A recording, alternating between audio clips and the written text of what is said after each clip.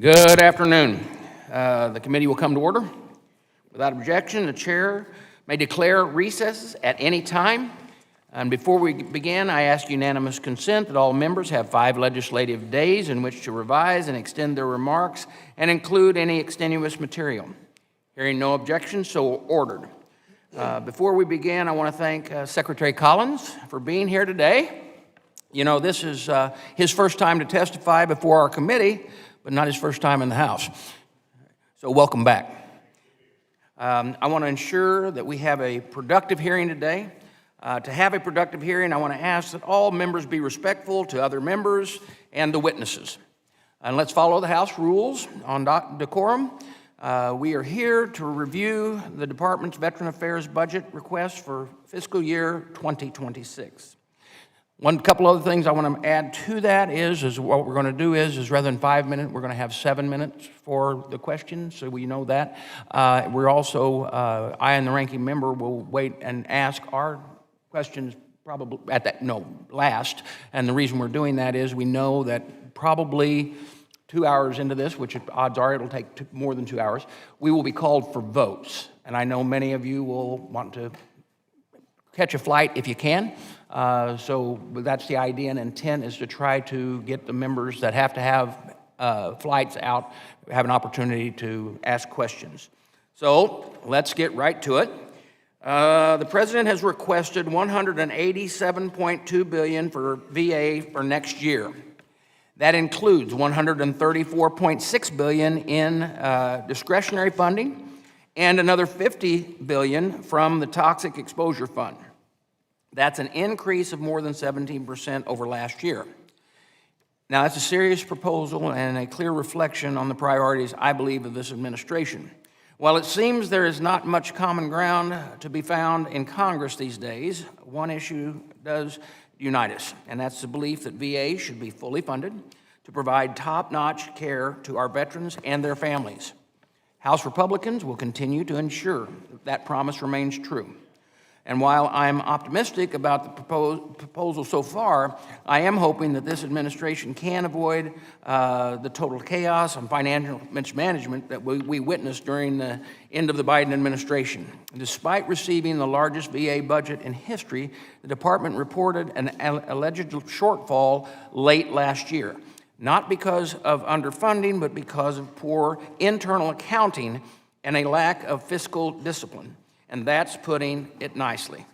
Biden VA officials misused the hiring and pay authority Congress provided. Then, when the numbers didn't add up, they turned around and tried to shift the blame. They needlessly alarmed veterans and accused Republicans of putting their care at risk, all while refusing to take responsibility for the decisions that got them there in the first place. It was political theater at its worst. And while doing that, the department budget practices have become harder, not easier to follow. It makes you wonder if it was on purpose. Key obligations were shifted between accounts. Basic funding needs were moved around. That's not what Congress intended. It's not what veterans deserve. I would also like to take a moment to address and recognize efforts underway at the VA. Over the last few months, I've heard baseless accusations from my colleagues on the other side of the aisle about how DOGE, Boogeyman, and the Secretary Collins are planning to reduce VA's workforces by 83,000 employees. This is simply not true. As we have heard countless times from the Secretary, VA is currently reviewing its organizational structure to find reforms that best suit the needs of our veterans today. And by the way, this review is long overdue. The one reoccurring theme that we have constantly hear from the VA in our hearings is that VA bureaucracy poses a greater danger to the health of our veterans than the illnesses they seek treatment for. And I applaud the Trump administration for conducting this necessary review to change course and ensure veterans have access to the care they deserve. We will also hear from the other side that Secretary Collins refused to answer their questions and will not communicate with Congress. That is also not true. On several occasions, the Secretary staff have come up the hill to brief the committee staff in both the House and the Senate on the status of the reorganization efforts. So to tell my fellow veterans, when my colleagues try to catch a soundbite and tell you that Secretary Collins and the Trump administration are dismantling the VA, do not take the bait. I would also like to remind my colleagues about the lack of transparency under the previous administration. Last Congress, our committee sent countless letters and inquiries to Secretary McDonough, and that were simply went unanswered. In fact, Secretary Collins' office, when he took office, VA's mailbox was full of our unopened letters for oversight requests.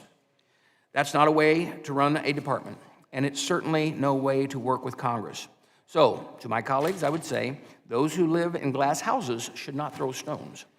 From my position as chairman, I look forward to Secretary Collins' efforts to restore transparency and accountability. Because of that makes VA work better, and I know he shares that goal. Our obligation to veterans demands proper leadership in ensuring that this budget is applied to veterans' care and benefits. This is a more disciplined budget request focusing on delivery, not distraction. That said, we know this is just the beginning of the process. We still haven't received the full detailed budget. And I, along with many of my colleagues on both sides of the aisle, have questions about the VA plans to spend these funds, how those decisions will improve care for veterans and their families. We are all ready to do our part. We appreciate Secretary Collins being here today, and I look forward to the productive conversation, not fear-mongering, not political posturing, but to deliver to the men and women that we serve.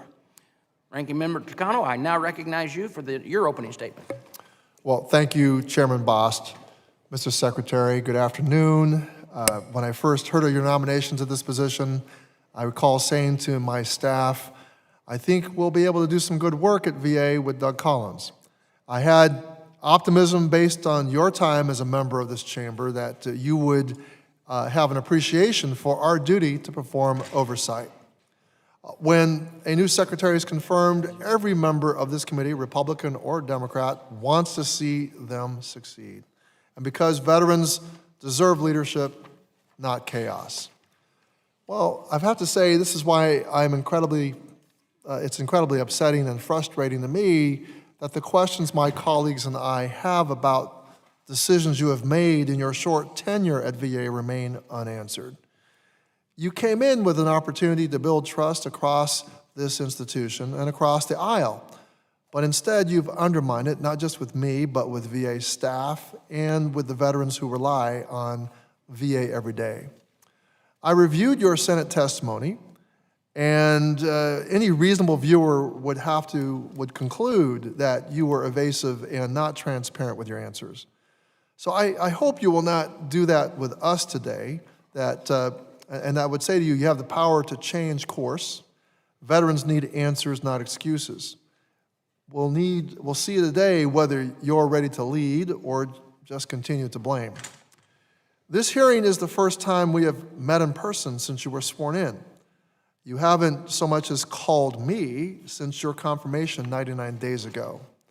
My experience with your predecessor was that he would proactively call both me and the chairman before major news broke about VA, so that our first time finding out about it wasn't from reading the paper or seeing it on television. For instance, he would have called us before canceling a program as important as VASP, where the consequences for veterans are as dire as foreclosure on their own homes.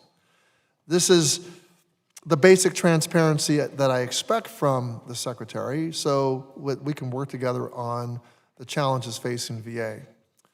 Now, VA is not perfect. It's never been perfect. We are not satisfied with the status quo at VA, and that is what brought all of us to work on this committee.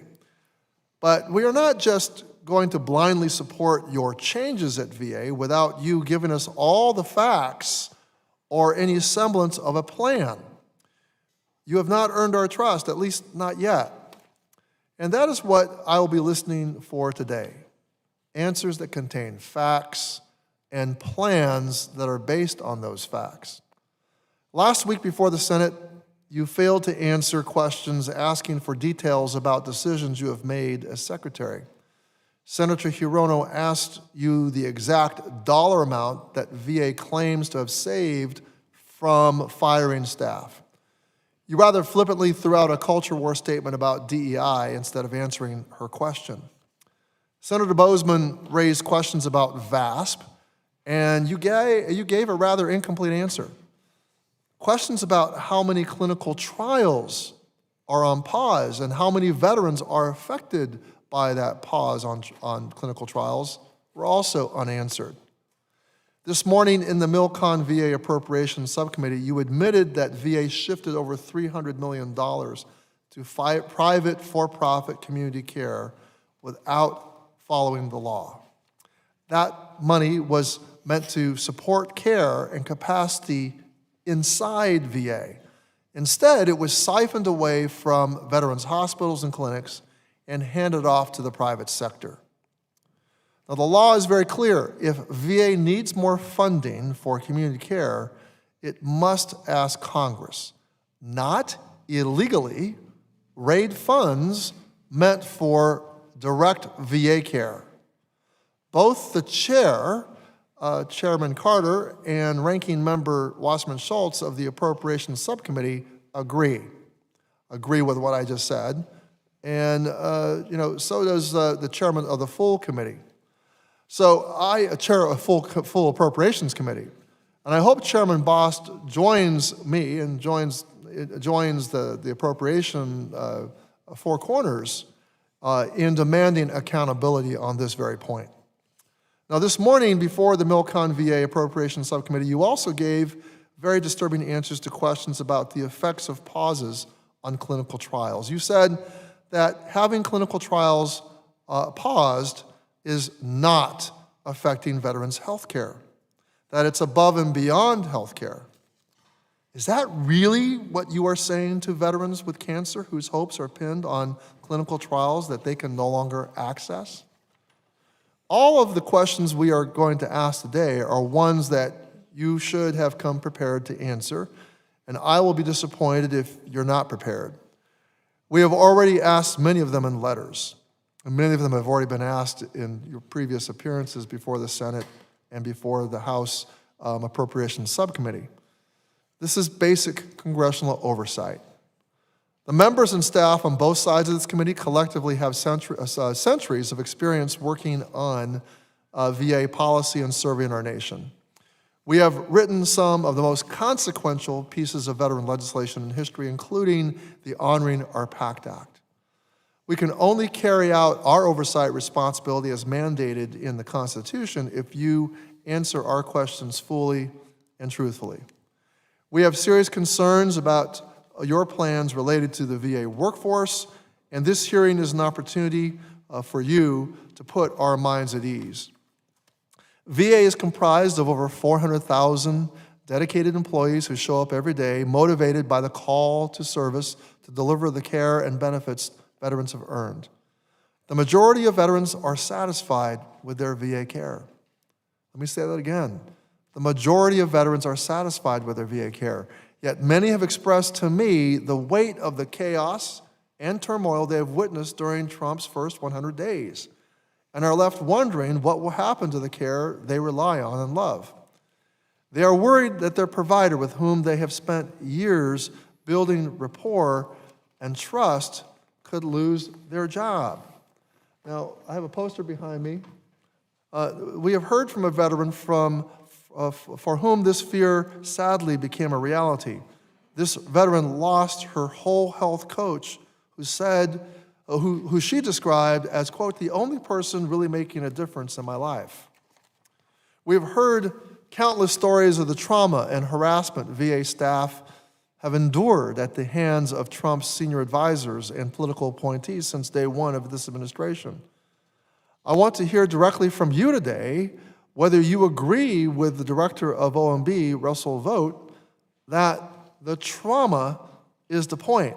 Does this administration want to traumatize public servants into submission or into quitting their jobs so the work can be farmed out to Trump's billionaire friends? Let me tell you one thing clearly. Mr. Secretary, VA is not for sale. I am truly worried about the combative tone you have taken in addressing VA staff. You have instilled a culture of fear by making them sign non-disclosure agreements and accusing them of rumors and innuendo.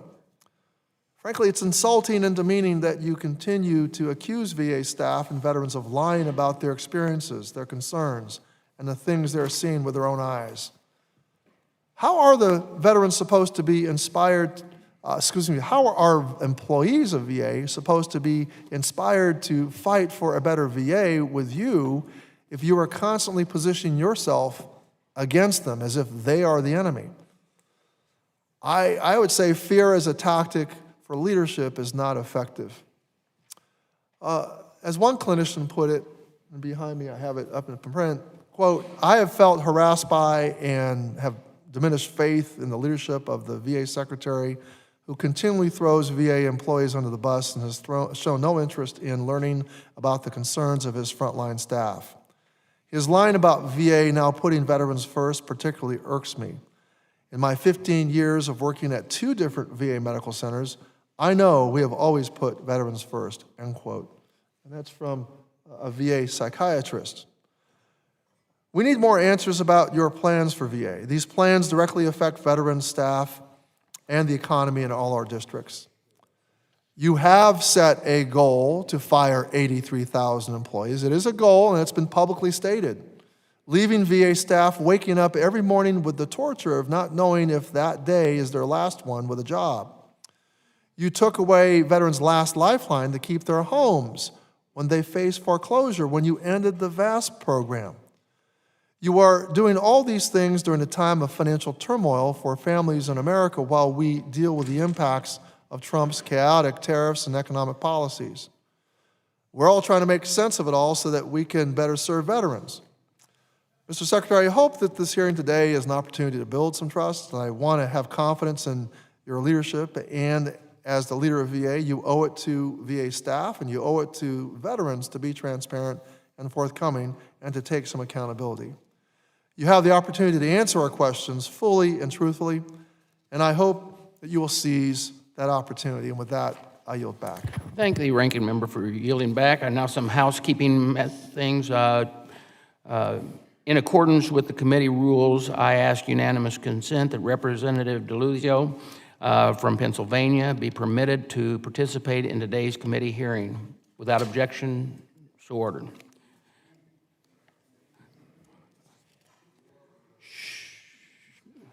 All right. If Secretary Collins would please stand and raise his right hand. Do you solemnly swear under penalty of perjury and the testimony that you're about to provide is the truth, the whole truth, and nothing but the truth?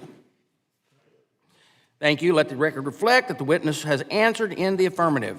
Now I would like to recognize people, as I said, 7 minutes for each person. We're going to hold stick to that 7-minute rule because we are under the pressure of votes later on. So with that, I now recognize General Berkman. Oh, I'm sorry, was I wrong? Oh, wait a minute. How about you give an opening statement? That'd be really good. Mr. Secretary, you are recognized for your opening statement. Thank you, Mr. Chairman, and thank you, Ranking Member. If we didn't want to go through that, we can go. I think it is interesting to set the tone for our opening statements, and I think that, the tone has sort of been set here, and I think the undeniable aspect of this is that I have one purpose and one purpose alone, and that is to make the VA exactly what it's supposed to be, and that is to take care of our veterans and do so in the most efficient and effective way, whether it be in our BHA, our BBA, or our NCA. And the one thing that I've had to do for the first, and I'm glad to be here today and to answer all the questions that you might have, I'll be frank with you, and what I have found over the last little bit is I can answer questions, but if we don't like the answers, then we just say I'm not answering the question. That's just simply not always the case, and we're going to deal with that as we go forward today. So specifically, and just as I've just had to sit through, I will say that the VA psychiatrist that you just referenced is exactly the kind of employee that I want to see at the VA. Someone who's putting the veteran first, somebody who is concerned about taking care of that. They have absolutely nothing to be concerned about when it comes to restructuring of the VA or looking at our VA healthcare systems. Because when you look at what we do, the VA doctor is exactly the person that has been protected from day one in this. We have put 300,000 positions off limits. In fact, they're being hired as of this day.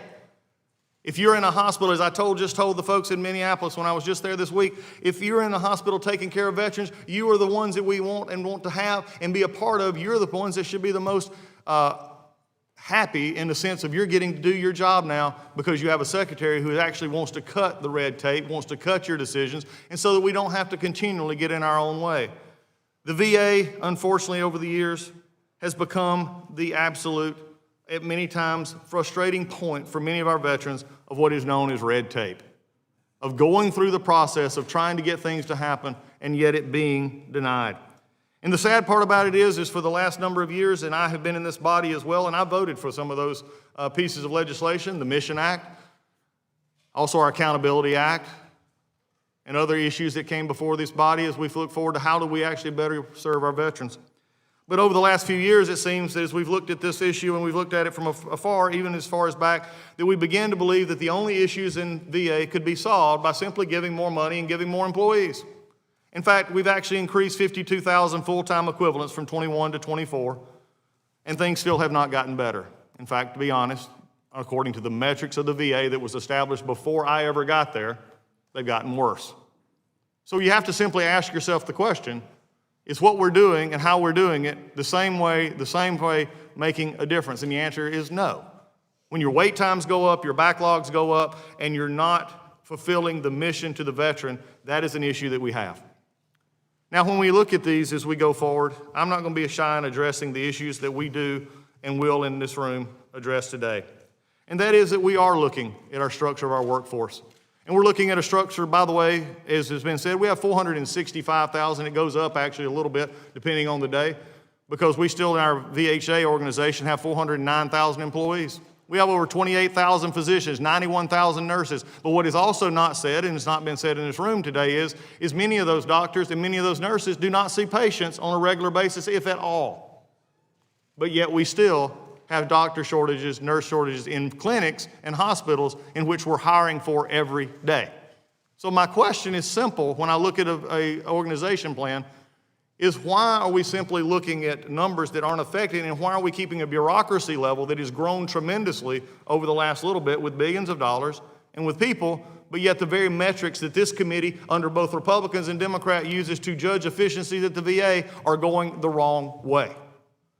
Just to let you see, and one of the things that concerned me from the moment I stepped into this job was 10 years ago, the GAO said that the VA was on the high-risk list. The GAO, not Doug Collins, not Democrats or Republicans, the GAO said that. And they've renewed that every year. In fact, February, we got our last needs improvement, and also high risk. And the answer has simply been, many times, let's just add more and add a little money and add this to it to see if we get any better. And it's not worked. Many things of what we have tried so far, and when it comes to the workforce and it comes to what we're doing, is actually not having chaos, but actually freeing up our doctors and our nurses and our disability claims adjusters to actually do their jobs, to give them the tools. I found a department that could not even tell me how many employees we actually had. It took a week and a half. Where has Oversight been on that? I think an organization that looks at it from a perspective of the bills that have been passed, and we have been looking at Mission Act, PACT Act, which is being implemented. Although it was put together rather quickly, we're now getting it underway. In fact, the numbers are pretty good in the sense that we have already had over 6 million exposure screenings. We've added 985,404 total enrollees for healthcare the PACT Act since it was signed into law. That's over a 2-year period, and over 6 million PACT Act disability claims approved. When we look at what we have going on, we're addressing as many things as we possibly can. But when we come at it at this, I'll also say this, and I hope to answer your questions today. I hope we can find some common ground, and to the ranking member, if we can't find common ground, we'll attempt to find common ground. You and I came in together. We've been here a while. And I commit to that. I will not say that we'll see everything the same. But to a VA workforce out there who has had to endure 100 days of false rumors and innuendo and what somebody from behind a paywall says, that's what scares veterans. That's what scares employees. But I ask anybody on this committee today, as we go through these questions, as we look at what we're trying to do and how we're trying to do it, if you're cutting away the red tape, if you're trying to get a doctor to be able to be seen or have more doctors in the clinics and more nurses in the clinics, that is the things we need. If you're wanting more and quicker disability claims and our backlog drop, which, by the way, Mr. Chairman, I'm happy to report that when I took office just 99 days ago almost, it was 260,000 in the backlog. It is now at 200,000. We have cut it 21% in less than 100 days. So when we look at this going forward, I look forward to your questions. I look forward to honest answers as we go forward from both sides, because what we cannot do is deny that VA needs to change. The VA has things that need to be fixed, but we cannot continue to do the same things and call it a victory. And so as we go through today, I look forward to your questions, and I appreciate the opportunity. The written statement of Secretary Collins will be entered into the hearing record. Now we will proceed to questions. General Berkman, you're recognized for 7 minutes. Thank you, Mr. Chairman. Mr. Secretary, good to see you. Good to see you too. I'll cut right to the chase. I was encouraged by your recent comments at a cabinet meeting highlighting the importance of advancing research into psychedelic treatments to improve care for our veterans, actually breakthrough therapy care. Last January, VA issued a request for application for proposals from VA network researchers to study such treatments. And in December, VA announced $1.5 million in funding for MDMA-assisted therapy, the first VA-funded study for psychedelic-assisted therapy since the 1960s. Question, could you talk a bit, even if a little bit, about the studies being supported by these funds? Do you have any visibility on that yet? We're getting there, Congressman, and I think that is one of the things that I've started to look at. I'm also probably one of the first of the secretaries who've actually decided that we will take a look at it, that we're not simply putting it off, and we're going to do everything we possibly can under the rules given to us by Congress to actually continue that look. What we're seeing so far is positive. What we're seeing so far in some of the studies that are related to VA and also outside of VA as well is that there has been, especially when it comes to PTS and also traumatic brain injury and others, we're seeing some actual positive outcomes there, especially when it is coupled with intense counseling. And I think that's one of the keys that we look forward to. There's 11 current studies that are either with VA or around VA and that we're going to continue to look at. And I'm committed to working with the administration, but also in what we're doing across the lines with Health and Human Services and also at DOD to say, how can we actually make this a possibility? Now, I will say this. I do not believe it is a magic cure. I do not believe that it will work for everyone, but it is something that could work for some, and we're going to continue to look at it. Thank you. And Congressman Correa and I lead the PATH caucus here in Congress, and I'd like basically to consider you consider committing to incorporating congressional voices in some of these important conversations, because over the last couple of years, we as the caucus have had some really spectacular research speakers come in. So if we can be included as appropriate, that would be great. Of course, Congressman. Secondly, choice for veterans. I appreciate your acknowledgement that VA is in desperate need of reform. For too long, veterans have been forced into a one-size-fits-all bureaucracy that fails to deliver to them the earned care and benefits in a timely manner. Under the Biden administration, the agency experienced huge backlogs and rising care wait times.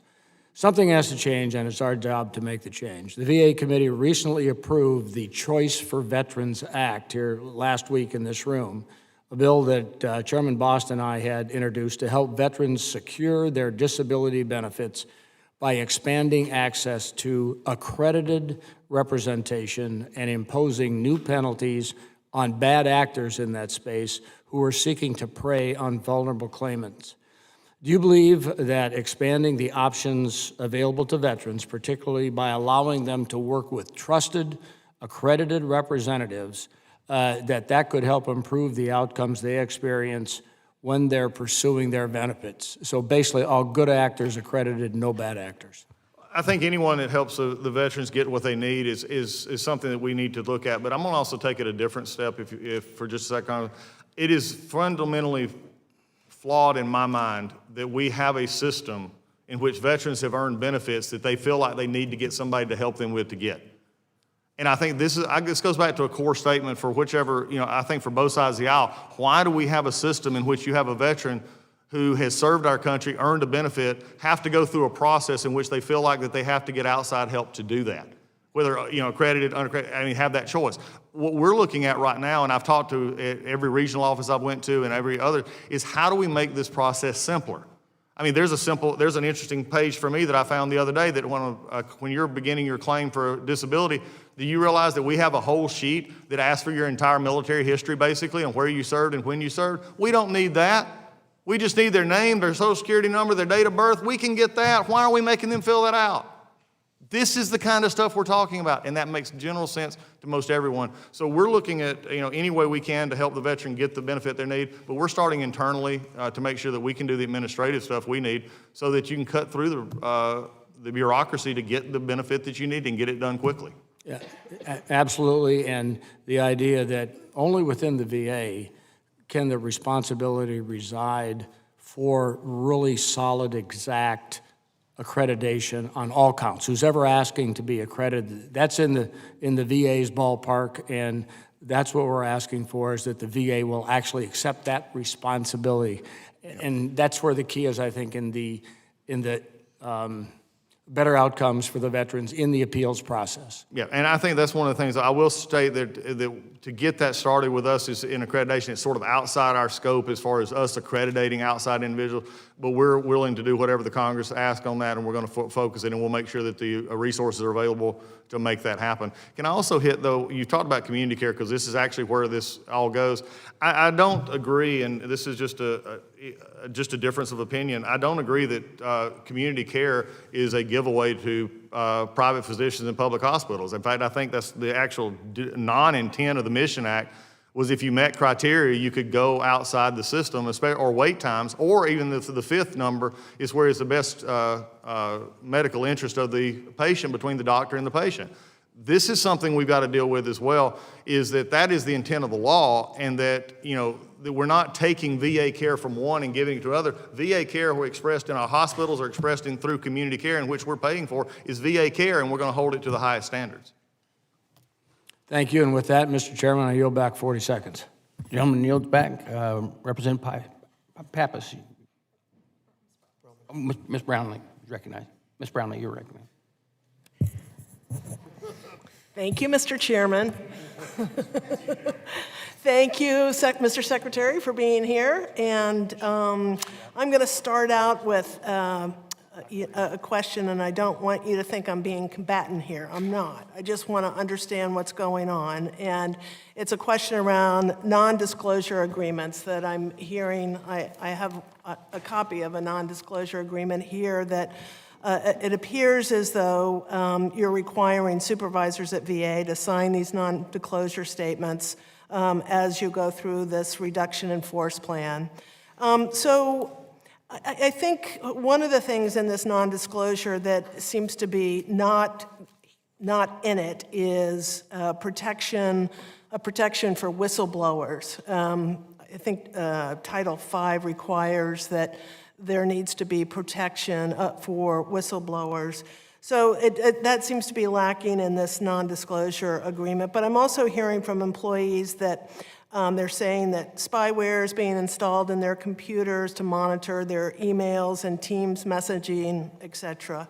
So, generally my question is, this kind of feels as though you're not creating an environment that is where people are motivated to work as hard as they can for our veterans. So, I was elected at the same time you were, and, certainly I would think as a former member, as you are, you would be asking similar questions, I think. And so I'm just asking, why are you doing this? Thank you, Congresswoman. It is good to see you again. We did come in together. Look, the NDA simply restates, Title 18 USC 1905, in which the employees and others are not to discuss, is to keep sensitive information in any department internal. And we're dealing with a issue right now that is a dramatic change for the VA, and we're looking at workforce. And one of the issues that we're having to deal with workforce is one of the things, and I'll be very upfront with all of you here today before we even go down some of the line of questioning. There is not a time that I'm going to, in a public setting, go into details as far as this group of people being looked at, that group of people being looked at, not in a setting like this. That's not fair to them, and it's not fair to this committee. So this is simply a restatement, but all of the protections that are afforded a whistleblower or work with communication with Congress, classified information, any reporting to Inspector General, mismanagement, anything else are all protected in that NDA. It does not curtail them. This is simply an opportunity for us to have open and honest dialogue about where our workforce should be shaped. So where does a whistleblower go if they feel the need that Officer of Whistleblower Protection. We have it inside our own agency. That's where they go. it's still there? Yes. It's still operational? It's never went anywhere. Ted is still there. They've signed the non-disclosure agreement? I'm not sure what you're saying, but anyway. Anyway, Okay. So let me move on. The Elizabeth Dole bill, I was very involved with the Elizabeth Dole bill and was wanting to hear from you about when you think it will be implemented. It was passed about, I think, 6 months or so ago. It's certainly something that our veterans and certainly the Elizabeth Dole Foundation is very anxious to see implemented and get started. So could you speak to when the implementation is going to take place? we have already started the meetings and internal operations on the Dole Act on how to actually, we're going to be doing that, but we're not rushing through it. One of the things I think that we did learn from the PACT Act was that something, even a good idea such as the PACT Act, if implemented quickly, could lead to issues of budgets, issues of staffing, and how it's actually rolled out. So probably over the next couple of months, we're going to see. We've already been meeting, and I think there's actually been some conversations with the Hill and staff, and we can be happy to get you more on where we're exactly at right now. But we're looking to do that and get it on time with the requirements of the Dole Act. When our staff was being briefed, they were told that Section 120, which is an important section because this is where the 65% cap on expenditures for non-institutionalized care is lifted. And we were told that the VA isn't planning on implementing that until January of next year. And I bring this up because we have veterans, ALS veterans, veterans with spinal cord injuries that need and want their care at home for a quality of life I think that they deserve. And they can't, they're out there and they can't have it because this cap is on there and there's not enough resources to have them stay at home with dignity.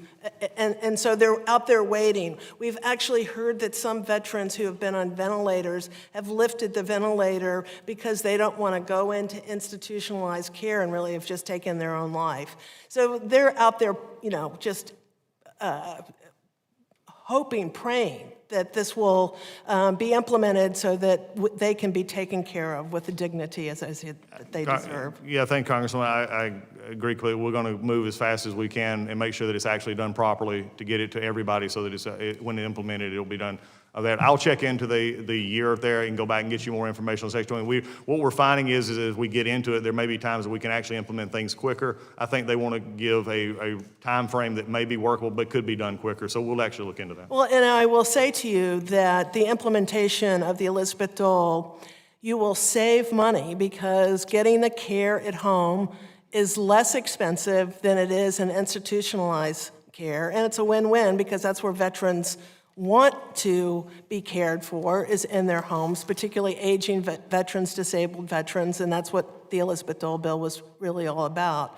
So it's a win-win all the way around, and I know you're trying to use resources as effectively as possible. Well, implementation of this bill is a road to go down quickly where you can save money and invest in other areas. I agree, and that's also one of the issues that we're making sure that we do have the investment of money that was come, because some of the bills is still, we're still determining what the funding mechanisms were because they were not funded in the act as we go through. So those will be issues that we're going to work toward. Let me just say on a personal note, I understand that completely. Having a daughter who has spina bifida and in a wheelchair, the needs at home sometimes can be, it is something that you have to prepare for. We've had to do things in our own house over the last 30 years that I would have never thought I'd have to. Very good. Well, my time is running out, but I wanted to ask you, I know you've talked about world-class healthcare for our veterans, just hoping that you will uphold the world-class standard of the team-based model of anesthesia within our hospitals. I think it's really important. And with that, I yield back. Gentlewoman yields back. Dr. Miller-Meeks, you're recognized for 7 minutes. Thank you very much, Chairman Bost, Ranking Member Takano. Thank you very much, Secretary Collins, for being here. And as both a veteran and a physician, thank you for your advocacy and support of our veterans. Let me also just start off before my question, echoing Ms. Brownlee's last statement about the team-based model in anesthesia care. As both a nurse and a physician, married to a nurse and a veteran, I would echo that sentiment that we want to deliver the best care to our veterans. The committee has heard about reports of a referral coordination initiative being used as a means to bring back care into the VA once a veteran has been referred to community care. And I'm also going to say that I was a proud veteran delivering community care within a community for veterans. So I've been part of that process on the delivering end of community care. And you made a statement that community care is VA care. So my presumption would be that it should be left to the veteran to make that determination, whether if they've had initial community care, if they want to transfer back. Could you give me your thoughts on that? Yeah, that is exactly right. I think this is a choice that we need to give to the veteran because it's in law, and this is the way the law is interpreted. You meet the qualifications, you get the choice of community care. And I think that's one of the things that we've seen, though, unfortunately, in the last few years is, and this is a story I'll tell, and it's because it's very concerning to me because unfortunately for some, the Mission Act and some internally in the VA seem to view the Mission Act as setting up an us against them scenario. The VA care versus community care, that the doctor's here and the doctor's there. In fact, it was unfortunate this past week I was asked a question when I was traveling in Minnesota in which somebody who was not happy with me, and that's normal, but we get it. They actually said to the reporter, and the reporter asked me the question, well, why would we need to keep all veterans in VA? VA has the quality care and the community doesn't. And I thought to myself, why would somebody who is protesting us degenerate all the doctors in Minnesota? Because that's exactly what they did. Whether they meant to or not was irrelevant. That's what they did. We've got to get over this idea that it's one doctor against another. There's also a thought inside the VA that the VA doctors in some way are supervising the community care doctors, and this is slowing some of our work down. The other issue with community care that is problematic, and I hope we get to talk about this today, is our electronic health records management system, which does not allow us to communicate with doctors. So for us, it's just about getting the care to where again, veteran first. Not VA first, veteran first. The VA is there to exist to serve the veteran. Thank you. This Fox grant program is set to expire at the end of this fiscal year. What do you see as the long-term role of this program in VA suicide prevention strategy? I think it's a great program because it actually brings in some different voices into the conversation, but I'm not satisfied at all with where we are in our response to our veteran suicide issue, our death by suicide issue. This is just not something that's tolerable. To the folks on this committee, and especially if you're new to this committee, just understand since 2008, our veteran suicide number has not changed. Understand, 2008, our veteran suicide number has not changed. But yet over the past few years, we have added $588 million every year for the last few years to suicide prevention. It's not working. So I want to use grants and programs like this to reach out beyond the scope of where we're currently reaching to say, how can we actually touch the veteran that's not being touched right now by these programs? Here's another thing for you. Out of that, whether you use 17 is your number, 22 is your number, whatever number you have, half of those have never had VA connection. Half of them we've never had a chance to touch. So we've got to do better at using the grants, using our programs to go outside the normal bubble and use others to help get the word out. You may not hear this question. I agree with that, and also General Bergman's comments about emerging breakthrough therapy. Never thought in my medical career I would be talking about that, but yet it does show promise. in reducing PTSD and suicide. The VA's leasing process continues to face long delays, overruns, and cost overruns with outpatient clinic leases and the building for those leases, the construction, I mean, often taking years to complete. Do you have a plan for that? And if not, I would love to meet with you. I've met with people within my district who actually do construction. They're more than happy to save the VA money at their behest, making less money for them in order to have a more efficient process. Congresswoman, this is going to be the one time I'm looking at the ranking member and the chairman, and I just as I did this morning with the Appropriations Committee and everybody in this committee, help me. Our procurement system, especially when it comes to construction and new facilities, is broken. I mean, and we're not even at the point where, and this is not throwing anybody under the bus. It's just they're given a system that doesn't work. And I was here, and several of you were here when we had the issue first come up, and we started. One was in Colorado, then there was others that were. Right now, it's no reason, in all fairness, that it takes $1.6 billion to build a medical center. There's positions on this panel. Your local hospitals, in fact, in my hometown, just built a 100+, several hundred patient bed system.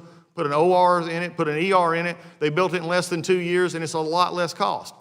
Our leasing programs need to be streamlined. Our building programs need to be streamlined, because right now there is not really, if you would, as I call it, that touch point, that one belly button touch point where I can actually say, you're responsible for this, or holding them accountable for contracts in which they don't meet their deadlines.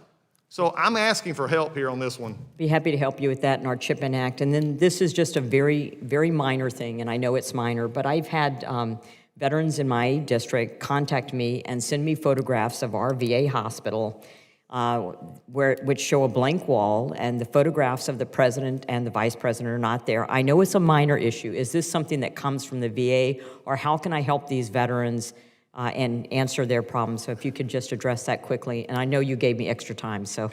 No, I appreciate it. No, they should have the pictures. There was a delay, and I think one of them was the vice president's picture was one of the delays. My picture, look, it's out there in the president's picture. It's very important to our veterans. I get those calls all the time. We're doing everything we can to get those pictures out and make, and this is a change to any administration. It needs to happen quicker. It doesn't most of the time.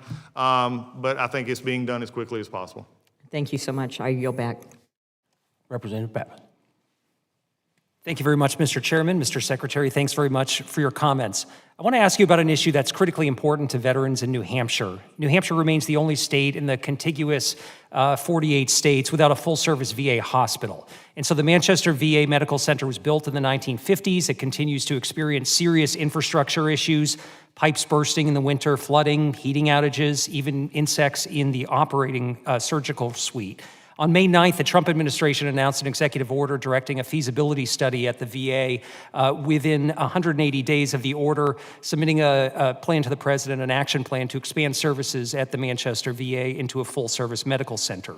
So veterans have been asking for this for about 20 years now. They're ready to move past the talking stage and to see some action on this. So I'm wondering if, as this study is moving forward, you're going to work to engage with veterans and stakeholders in the state of New Hampshire to make sure you're hearing directly from them and capturing their feedback. Yes, Congressman, I appreciate that, and I appreciate you carrying the torch for that. Also, I've talked with your governor about this as well, and I can report to you that feasibility study started this week.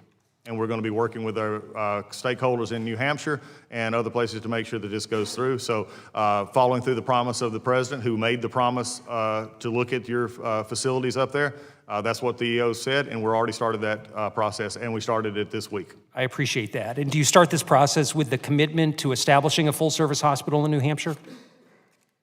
I believe that is the desire of the administration as we go forward, and we're looking at it from that perspective. You have a system in which we're going to look at and make sure that we get the proper needs and the proper care in that area. Thank you. I appreciate your attention to that. Before I get to my next questions, Chairman Bost, I ask unanimous consent to enter into the record data received from the Housing Policy Council showing over 80,000 veterans state by state who are at extremely high risk of foreclosure. Without objection. Thank you very much. So I disagree fundamentally with VA's decision to end the VASP program, and I want to ask you a little bit about the timing around that, because it was extremely unclear who was informed and when. So VA briefed committee staff on April 9th that VASP would stop accepting applications from lenders on May 1st. I'm wondering when VA first publicly posted the information to the general public about its plans to stop accepting VASP applications. As far as an exact date on when published, I would have to get you an exact date. I think going the VAST program in general, though, this is a program that I think many on this committee have strong feelings about, should have never started to begin with. This was not a congressional mandate. This was not a congressional program, so it was stopped and it had already got into an area VA didn't need to be in to start with. So we have the date, basically April 23rd is when that was posted publicly. So literally didn't a have it in matter front of of days before veterans were made aware of the fact that this program was coming to an end. And I ask about this because we heard directly from a constituent who was caught up in this. He is a veteran his name is Daniel. He's 100% service disabled, veteran of the first Gulf War, reached out to our office days before the end of VASP, understanding that he might still have a chance to get into this program and to make sure that he could start making payments and stay in his home along with his service animals. So I'm wondering if you have any guidance for veterans like this who have been caught up in this period of time where VASP is coming to an end. There wasn't clear communication from the department. What do veterans like Daniel do to be able to stay in their homes while we wait for Congress to take the important step forward to develop a partial claims program? Well, and I think that's what the first step is Congress needs to act upon this, and this should not have been a program that was taking money away from other things to start and getting the VA into a mortgage business. I mean, the numbers here, I think at this point, it stopped on May 1st. No one who is currently in VASP was taken off VASP. Anybody who currently is working through VASP is still on VASP. We just did not take any more. And the reason... So respectfully, it's not a good enough answer for my constituent. He's someone who understood that the date was coming May 1st, was trying to work with his lender to get into the program, and now he's not sure he has any other opportunity to protect his home and to stay in his home. And we're facing a housing crisis in New Hampshire as we are in states across the country. So would you be open to a foreclosure moratorium in the interim while we await action in Congress to develop a bipartisan plan for a partial claims program? I'm not going to commit to a program on the fly here in the middle of the hearing. I think I understand your concern in looking at it, but again, we set up a problem that was going to end up developing. The reason VASP was stopped was because the VBA, which took money from other programs, reprogrammed from other things to do this program, came forward and they were now going to ask for multiple billions of dollars out of their mandatory program to go forward, which I'd have had to come to Congress for. And it was just an area that it had to be a time to cut it. We did it as much as we could. It's not an answer I know you want to hear or the veteran may want to hear, but this is it's a program we should have never gotten into. So look, I disagree with that answer. I think the fact is this was a last resort program that was should have been a stopgap while Congress developed something that was more permanent, and we're working on that. But we've got to be looking out for constituents like this who number 80,000 across the country, people that are at risk of foreclosure, veterans who deserve our support. And so I want to get to just a final statement here. I hear from veterans across New Hampshire that are deeply concerned with some of the moves they see being made by VA. Now, I agree with your statement that you made in your testimony that we've got to be looking out for end veterans. And I believe that we do that on this committee. I've served here for 6 years now through administrations of both parties. But I take exception to the claim of what you've said, which is that, quote, literally all VA stakeholders agree with what needs to be done, and that's reflected in the action that you're taking. I don't think that's true, because veterans I talk to don't agree with the abrupt ending to VASP. They don't agree that we should put more veterans at risk of foreclosure.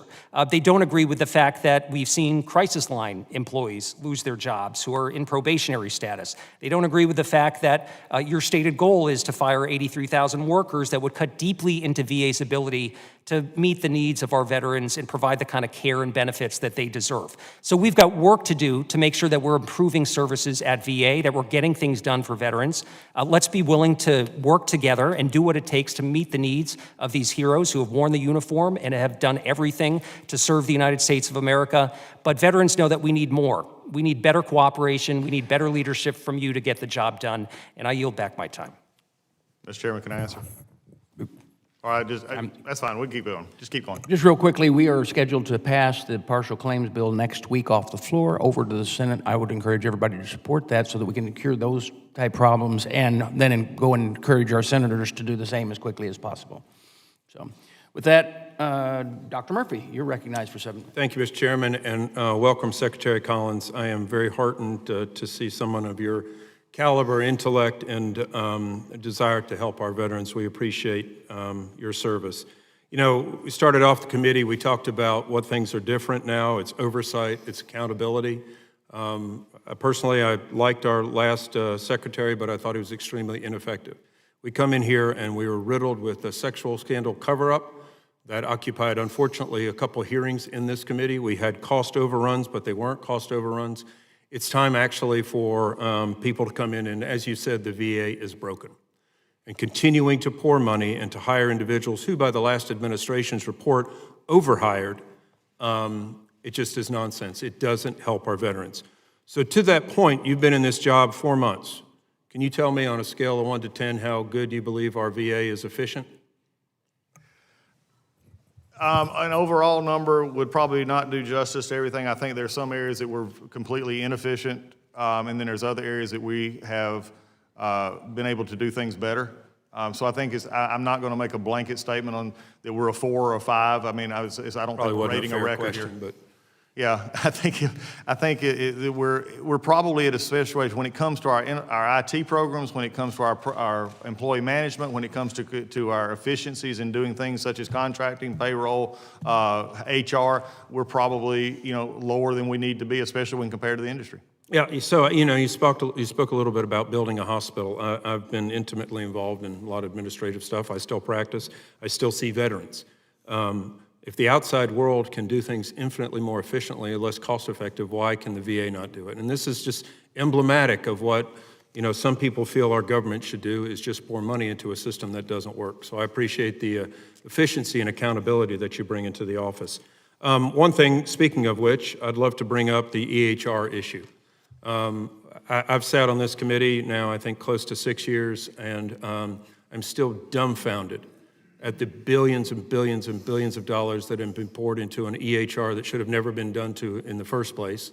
It's not a system that should be used for the largest healthcare system in the country. So I know this is a big priority of yours, and I'd love to know your thoughts about how we can actually implement a system that's only in just a few hospitals and centers at this point. Thank you, Congressman. This was the one that was dropped on my plate from day one, and frankly, it was just dropped as a just a cold fish, so to speak. It was just nothing was happening. The previous administration, the previous secretary had put a pause, and basically it was just sort of a death knell because nobody was talking, nobody was doing anything to move anything forward. This was after we had poured billions of dollars into the system. Now, I could go back and I could, talk for days about how it was, probably poorly started, poorly funded, poorly integrated, poorly everything. But what I chose to do was from day one is walk in with fresh eyes and say, okay, here's what I've been given, here's what we have to do. So what we did was we basically took the two positions, the VA position and Oracle position, and we came to see what each said about each other. Then we put them in a room, and then I had them basically talk to each other, and then I locked them away and said, we got to fix this system. Don't come out until you fix it. What we're at right now is instead of maybe 4 next year in the Michigan area, we're actually going to be doing 13 across that entire VISN. And let me just tell you what I have control over, and also what I have control over a vendor or a client, which I believe Oracle to be. VA we had almost, I think it was 8 or 9 committees that everything had to go through to determine what standardization would look like. So in other words, if we wanted to code something, it had to go through 8 different committees differently, then to come to a final committee before it then could go to be discussed with Oracle. I did away with every committee except the final committee after they had their meeting. We only have 1 committee now. Dr. Evans talks directly to Oracle. Oracle talks directly to Dr. Evans on standardization issues. We're going standardized from here on out, which is what every other hospital in the world does. Yep. We have about 10% that is unique to VA, and we're going to work through those again as we go forward.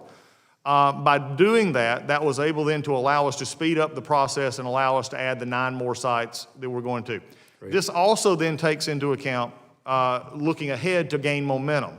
Is anybody here in a longer system? And if you go back to DOD, and for both sides of the aisle, the DOD did this over the years. They had a pause, and they actually came out of the pause and were standardized and got it done. They finished their side of it. And at roughly the same time the VA was supposed to be. So we're just looking to actually now get the momentum so we can go into others 20 to 25 to 30 to get this done. Yeah, and that's, I applaud you at that. It was criminal that nothing more was done. This has been a failed system from the start. It's neglect. It's point blank neglect that this is not already in every VA system. And to your point earlier about being able to communicate with community care doctors, everything, I don't know what the hatred is about community care in this committee sometimes. I swear to God, they just don't, I don't understand it. I've taken care of patients. We want a seamless approach, and we want the best physicians and the most readily accessible physicians. And it's nothing a pro or con, anything against or for the VA, it's pro-veteran. It's what is being done, and we need to be able to communicate with those individuals. I don't know how many times I've seen a veteran, and I can't get records from hell about the patient itself. So thank you for actually doing something about it. I'm going to follow up with one other point that's already been stated twice. Anesthesiologists need to be in charge of the operating room. It's a team approach. There needs to be a quarterback. I don't care if the fullback says that they're as good as the quarterback. They're not. That's what we want. We want the best for our veterans, and that's period. And finally, an issue that is near and dear to me, you've talked about veteran suicide. We've talked, and we've poured money upon money upon money, and we haven't moved the needle. I have scrubbed a particular therapy that I truly believe moves the needle in the state of North Carolina. It is doing tremendous things to help our veterans, and that's hyperbaric oxygen. I don't know why this is a partisan issue. I mean, they're using it all over in Israel. They're using it in other places in the country. I have a bill, H.R. 1336, Veterans National Traumatic Brain Injury Act, that heretofore the VA has opposed the bill. We want to do everything for those individuals who are at the end of their rope, and I'd love to have the VA drop its opposition. This is something our veterans should have in their arsenal. Congressman, I look forward to you working your bill through the Congress and go, and we'll be, from our perspective, giving the treatments we've had, the research that we have to provide you the research that we've seen, and where we can find that it might work, they'll be happy to see that come on, and we'll follow the lead of this Congress. I appreciate that commitment. Thank you, Mr. Chairman. I'll yield back. Representative Schiffler-McCormick, you're recognized for 7 minutes. Thank you, Mr. Chairman. Thank you, Secretary, for being here today. I have a few questions for you. Would you agree that housing is an important priority for our veterans? In generalization question, I mean, is housing important for anyone? I mean, That was I a question apologize, for I'm not you. sure what. Do you what you're looking prioritize for. veterans' benefits when it comes to housing? Making sure that our I veterans have prioritize all the housing? benefits that our veterans earn. No, specifically, it's yes or no then. We can just do yes or no. Well, if I will do that if it actually answers the question. Is it a but yes or a no, sir? For what? Do you prioritize veterans' housing? I prioritize all Yes or veterans' no? benefits. Yes or no, please. Yes or no to what? I just. I mean, we can play this game back and forth. Our Secretary veteran- Collins, I'm not interested in that. I'm really getting. It to seems a- you are. Secretary Collins, I am not interested in that. We have real concerns, especially in the state with our veterans. So could you please answer it yes or no? If you choose not to answer, just say you choose not to answer, and it's not important. Do we to you. prioritize housing for veterans? Yes. We also prioritize Thank you. health care and Thank you. everything So else. do you prioritize and fully commit to housing veterans, especially when it comes to flexible assistance to homeless veterans?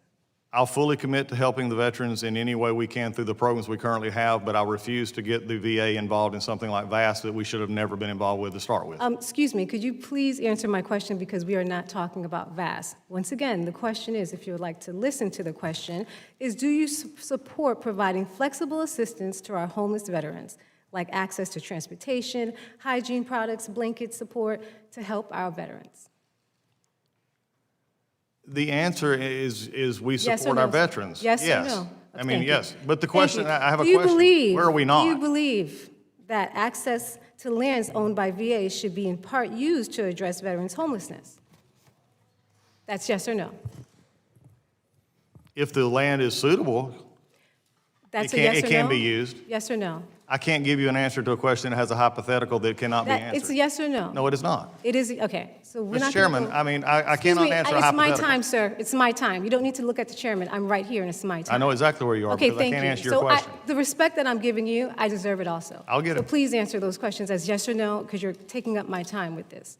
So the next question I have for you, now there's so many veterans who are losing their homes, especially in Florida, and we're finding more of them becoming homeless.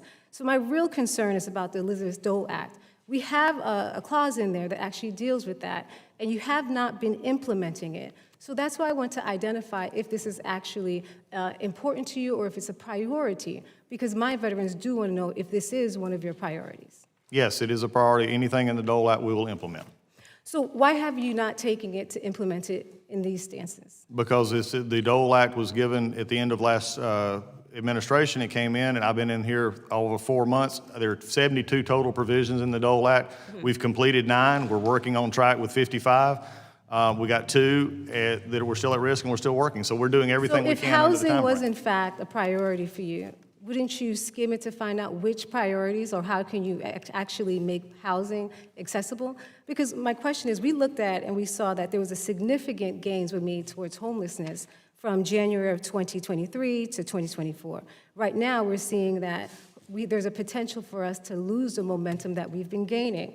And in addition to that, when we talk about the service purchase program, which you said that you would like to terminate or you're terminating, we want to know what are the other instances, or what do you have in place for our homeless veterans to protect them?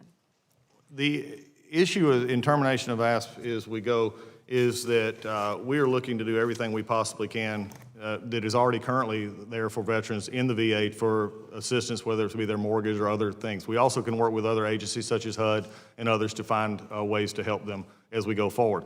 I'm willing to look and move forward anything we can without sacrificing also the bigger picture. I'm not, unfortunately, able to just simply pick the areas, especially in the Dole Act, where I want them to get all of it implemented for all of the caregivers as we go forward. And I think Donald Trump just a few, and with Congressman Pappas as well, that EO also talked about using facilities, the VA, which has been ignored, and frankly, under previous administrations, was allowed land that we had that we could have helped homelessness in LA was actually farmed out to private schools and ball fields. So I'm trying to look at it from a perspective. You and I actually agree probably more than, unfortunately, this came off, and I apologize for that.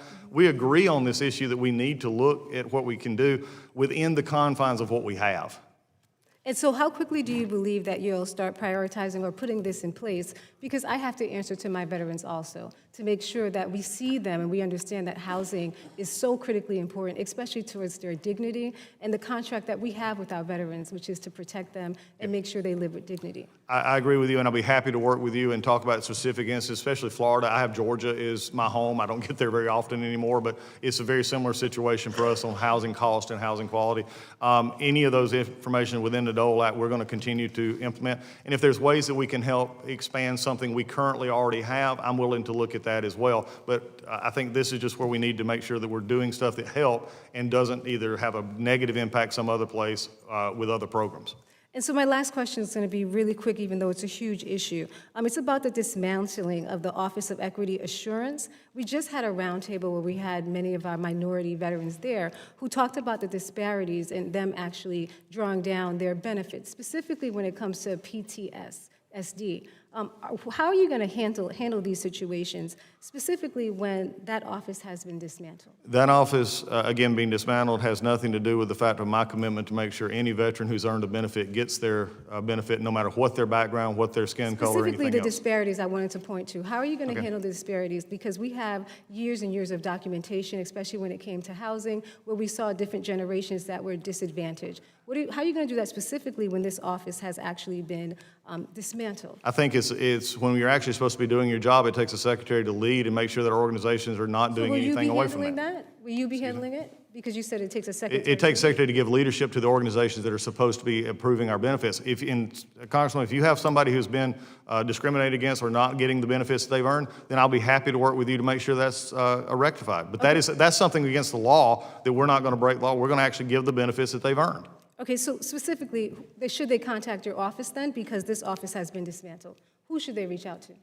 Well, the question is not the office that was not a part of the benefits that they weren't getting. Why are they not contacting the office of the benefits in which they were denied? Excuse me, sir. The question specifically is who should they contact? Which benefit are they looking for? If they should call VBA, which is the benefits, that would be the area to call. If it's so there's not going to be, the elimination now is going to be shifted to different offices. Thank you. I yield back. Representative Van Orden, you're... Thank you, Mr. Chairman. Mr. Secretary, I want to thank you for getting something accomplished in less than 100 days that I've been trying to do for 2 years. And that is to get rid of a program that has never existed since the time someone lent someone seashells to buy a cave. That's the VASP program. The Veterans Affairs Administration under the previous administration decided to take on $17 billion worth of debt without conferring with Congress. And to me, that should be unlawful. Let me explain what the VASP program is for those people that are not on me and Chris's subcommittee. The Veterans Affairs Administration in the previous administration decided to start buying home loans and reducing the interest rate. So if it was at 7.5%, the VA would buy the loan from a lending institution, lower the interest rate to 2.5%, and they spend an average of $360,000 per home. They did this up to the tune of $17 billion. The amount of money the average veteran was in arrears was $25,000. So it was a $25,000 problem that was solved with a $360,000 solution. And that's how the previous administration ran the VA. And Dennis McDonough was a friend of mine, and I actually respect him tremendously. But that was just foolish and wrong. So in 99 days, or whatever the heck it is, you got rid of that, and I thank you tremendously for doing that. That showed really incredibly bold leadership. And we're getting arrows from this, right? Well, guess what? I'm going to give all of my Democrat colleagues the opportunity to help rectify what they're talking about today, because H.R. 1815 will be on the floor next week. So I would encourage everyone to put their money where their mouth is and vote for that partial claim thing. You don't want someone to get kicked out of their house? Vote for H.R. 1815 or stop talking. That's all I'm going to say to everybody about that. So here's what happened. Mr. Secretary, I had my crack graphics team draw this up so I can explain to some people what's going on. Here it is right there. That's the whole VA. This is the problem with the VA. Okay? This is the increase in bureaucrats. These are the doctors. It's almost a flat line. And then we have an increase with the veterans because of the PAC Act, right? So when we are going to cut the VA, and I hope you do, sir, this is where you need to make the cut, right there, in this line, right there, sir. Mr. Secretary, if you cut this, then this line with the doctors and stuff, the people that are actually touching our veterans and providing care can go like this, right? And then we can match the increase with vets. So, Mr. Secretary, I'm incredibly happy and looking forward to working with you and your administration. And if there's anything, just if you have a top line item that we can do from the congressional side, power of the purse and all that stuff, if you could, rattle off one or two of them, it would be great. We will write these down and we'll take it for action. Mr. Secretary? Thank you, Congressman. I think one of the things you mentioned there at the end is something that's very important, because it's also been one of the most misconstrued and also used to scare veterans and also scare employees concerning what we're looking at in regards to a reorganization of staff and how we look at this. As I stated earlier, we have 465,000 as of today in our total VA organization. What is interesting about that is in VHA there's 409,000, there's 34,000 in VBA, and there's 2,400 in NCA, which is our cemetery account. You know what's interesting? We have 16,375 in the central office who are not, who are doing policy, doing other things. And by the way, most of them are not actually showing up at 810 Vermont or somewhere else. They're not showing. So what the question becomes Mr. Secretary, is, I'm sorry, will you say that number again, just so people can understand the scope of this, the ludicrousness of this bureaucracy? Just at central office, and this has nothing also to do with some of the other levels that are built into these numbers that I've talked about. It was 16,375. Yeah, so as we look at this, the question becomes is not are we, where are we at with our programs? As I stated earlier, we have 28,000 physicians, we have 91,000 nurses, but also one of the things I did not mention on the GAO report was this: veteran numbers not changed. We're still looking at 9 million veterans every year. That's the enrollment, 9 million for the last 10 years. It's been the same. Yes, PACT Act shot up. PACT Act gave us some more, but here's the interesting thing. We got total number 985,000 that came to new enrollees in PACT Act, and that's not just for PACT, that's all enrollees, 985,000 in the last couple of years, and our number still stayed at 9.1 million. The reason is because over 2 years, we also lose 400,000 veterans in this country every year. So you may add 900,000, but you're also decreasing 400,000 each year on 2 years, so 400. You're basically drawing even here. Our total veterans in this country have dropped from about 4 million in the last 10 years. We're dealing in a circumstance here in which you can't really justify the layers of bureaucracy. And let me give an example, if you don't mind, Congressman, about this. Please do. One of the issues that we have, and just to show you where again, when somebody says, oh, you're going to cut doctors, I actually saw this article again today, and somebody thinks that in one hospital we're going to cut 15% of everybody in that hospital. That's just stupid, wrong, and I don't want to hear it again. Okay? That's just not the way this goes about. You're looking at organizational structure. But here's the interesting issue. I told you earlier, when I first came in, I couldn't get an actual count of our employees because our HR system was not set up the way we could to get an employee count. And nobody in here has been in the military could understand that concept, but that's what happened. The other issue that we had is then we went to payroll and said, payroll, how many people do we have?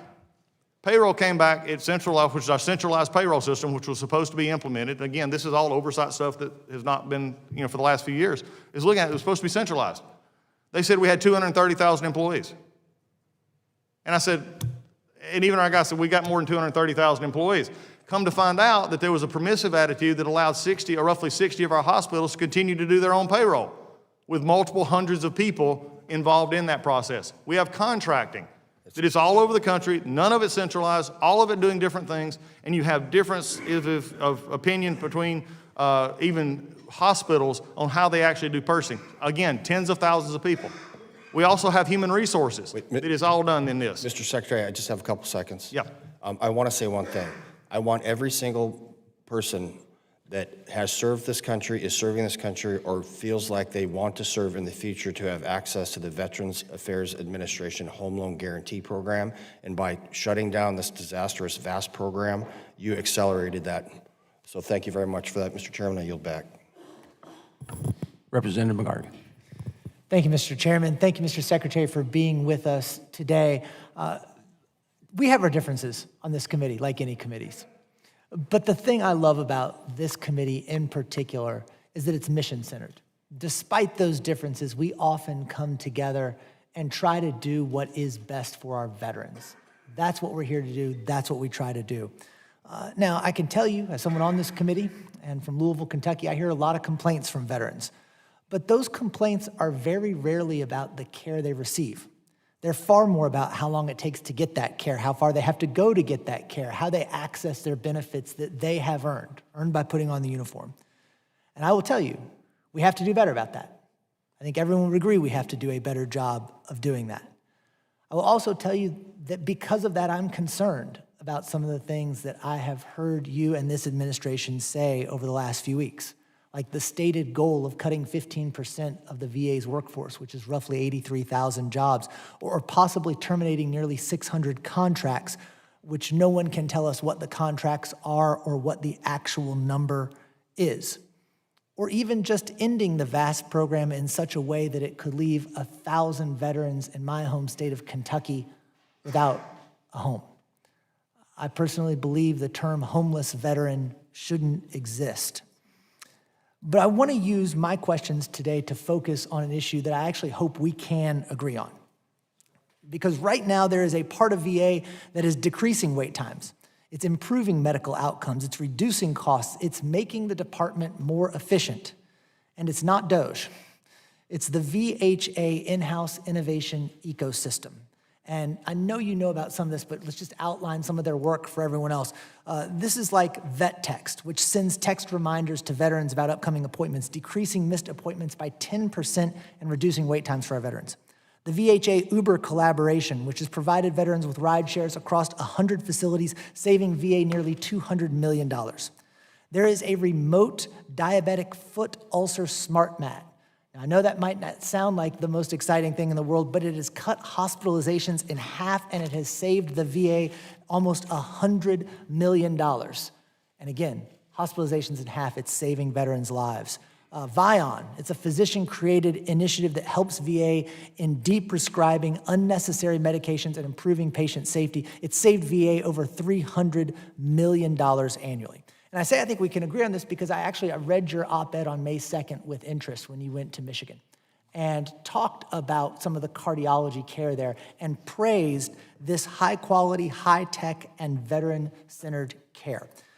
So I want to keep this innovation going in the VA. And what I'd like to know from you today, that with all the cuts that are ongoing, is a commitment that while you're secretary, the Trump administration will not eliminate the VHA innovation ecosystem.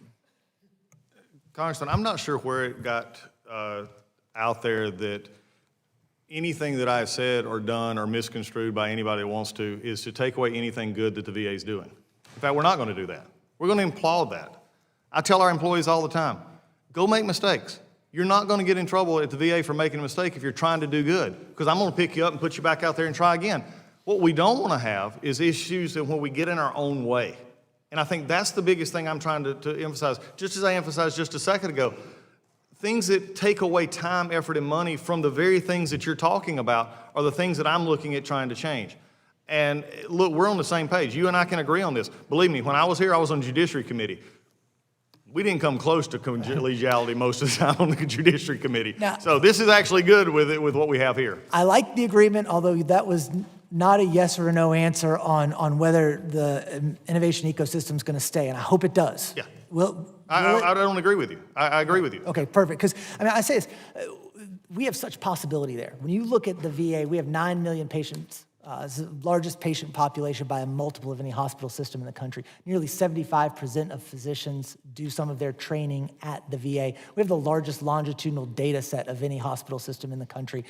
And we are not putting enough focus into research, into innovation. And I really believe we have the ability not just to take care of our veterans, but put forward our resources so that maybe we find a cure for PTSD or TBI or a spinal cord injury that then benefits everybody in America. And then, of course, we know those are service-connected injuries. What happens if somebody comes in with Parkinson's, cancer, heart disease, and we find a cure for that? We could change healthcare, not just for our veterans, but for everybody in this country. I want to switch gears a little bit while staying on healthcare, though. The fastest growing group of veterans in this country are our women veterans. And we know that they have different healthcare needs. On February 18th of this year, the president, who once referred to himself as the fertilization president, signed an executive order instructing the Domestic Policy Council to identify ways to reduce barriers to IVF. We know that women veterans don't have as much access to the service. We also know that their infertility rates are higher than their civilian counterparts. Secretary Collins, are you and the VA right now working on a plan to improve IVF access for women veterans? Yes, we're fully implementing the executive order from the president. We fully intend to. When can we get an update on that? We'll get with your office and tell you the updates that we have at this point. Awesome. And again, working with the administration as they roll out their positions as well. Thank you. And again, shifting topics on you again, I am not scared about technology. I think technology can be used for a lot of good things, but we are advancing in AI rapidly. One of the things I've heard from my veterans is they are worried about the AI systems potentially going into place, particularly in making the final decisions on benefits. I know you can't forecast way into the future, but while you're Secretary of the VA, can you commit that there will always be a human who's making the final say on a veteran's eligibility for their claims? I think, yes, is the issue there because there's such differences in somehow these disability claims are actually adjudicated out. One of the things I think we both can agree on using technology is that there are simple claims that should not have to go through the long, tedious process that we have, that we can automate and automize that gets them their benefit quicker. I think that's the big thing. But if there's always a concern about a disability diagnosis or something, we're going to have somebody adjudicating that. Thanks. And only because I have 13 seconds left, I want the claims resolved quicker, I want them faster. Yes. I do want to make sure that a veteran knows that it's another person who's ultimately making that determination for them. Thank you, Mr. Chairman. I yield back. Thank you. Representative King-Hines, you're next. Recognized for 7 minutes. Thank you, Mr. Chair, and thank you, Secretary Collins, for your time today. I have the privilege and great pride, actually, of representing the CNMI, Commonwealth of the Northern Mariana Islands. We have hundreds of veterans who lack essential VA healthcare and VA resources because we are a remote community. And with your help and the help of my colleagues in this committee, I hope we can start affecting serious change and improvement for many of our veterans, one of whom is here today, who flew 8,000 miles for some other business. He's back in the back row, Mr. Brad Rosala, who is the local VFW representative for Saipan.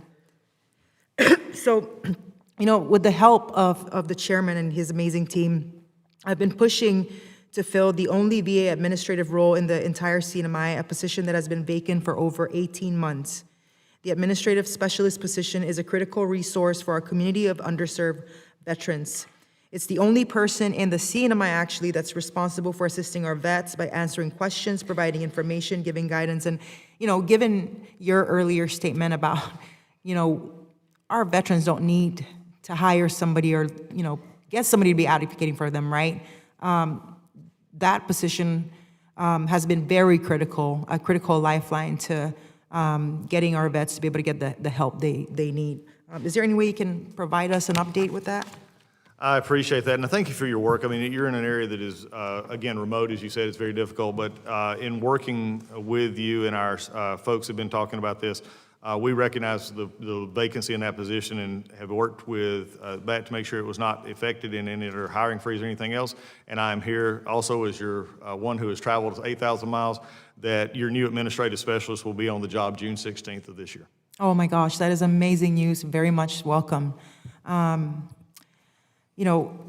God forbid that you wake up a little late, right? Because a lot of times to be able to get for our vets to be able to get the service, they have to call Guam, and then Guam has to go through Honolulu. So if you miss that time period, you just don't get the service at all for that day. So thank you, much appreciated. Well, I want to thank you and the chairman and the ranking member and all on this who've actually helped through this and get this done, and I appreciate that work. And again, sometimes it just takes, we got to push, and there's in just an area that's very difficult to find work in, but hopefully you'll be able to have a good success starting in June of this year. Thank you very much.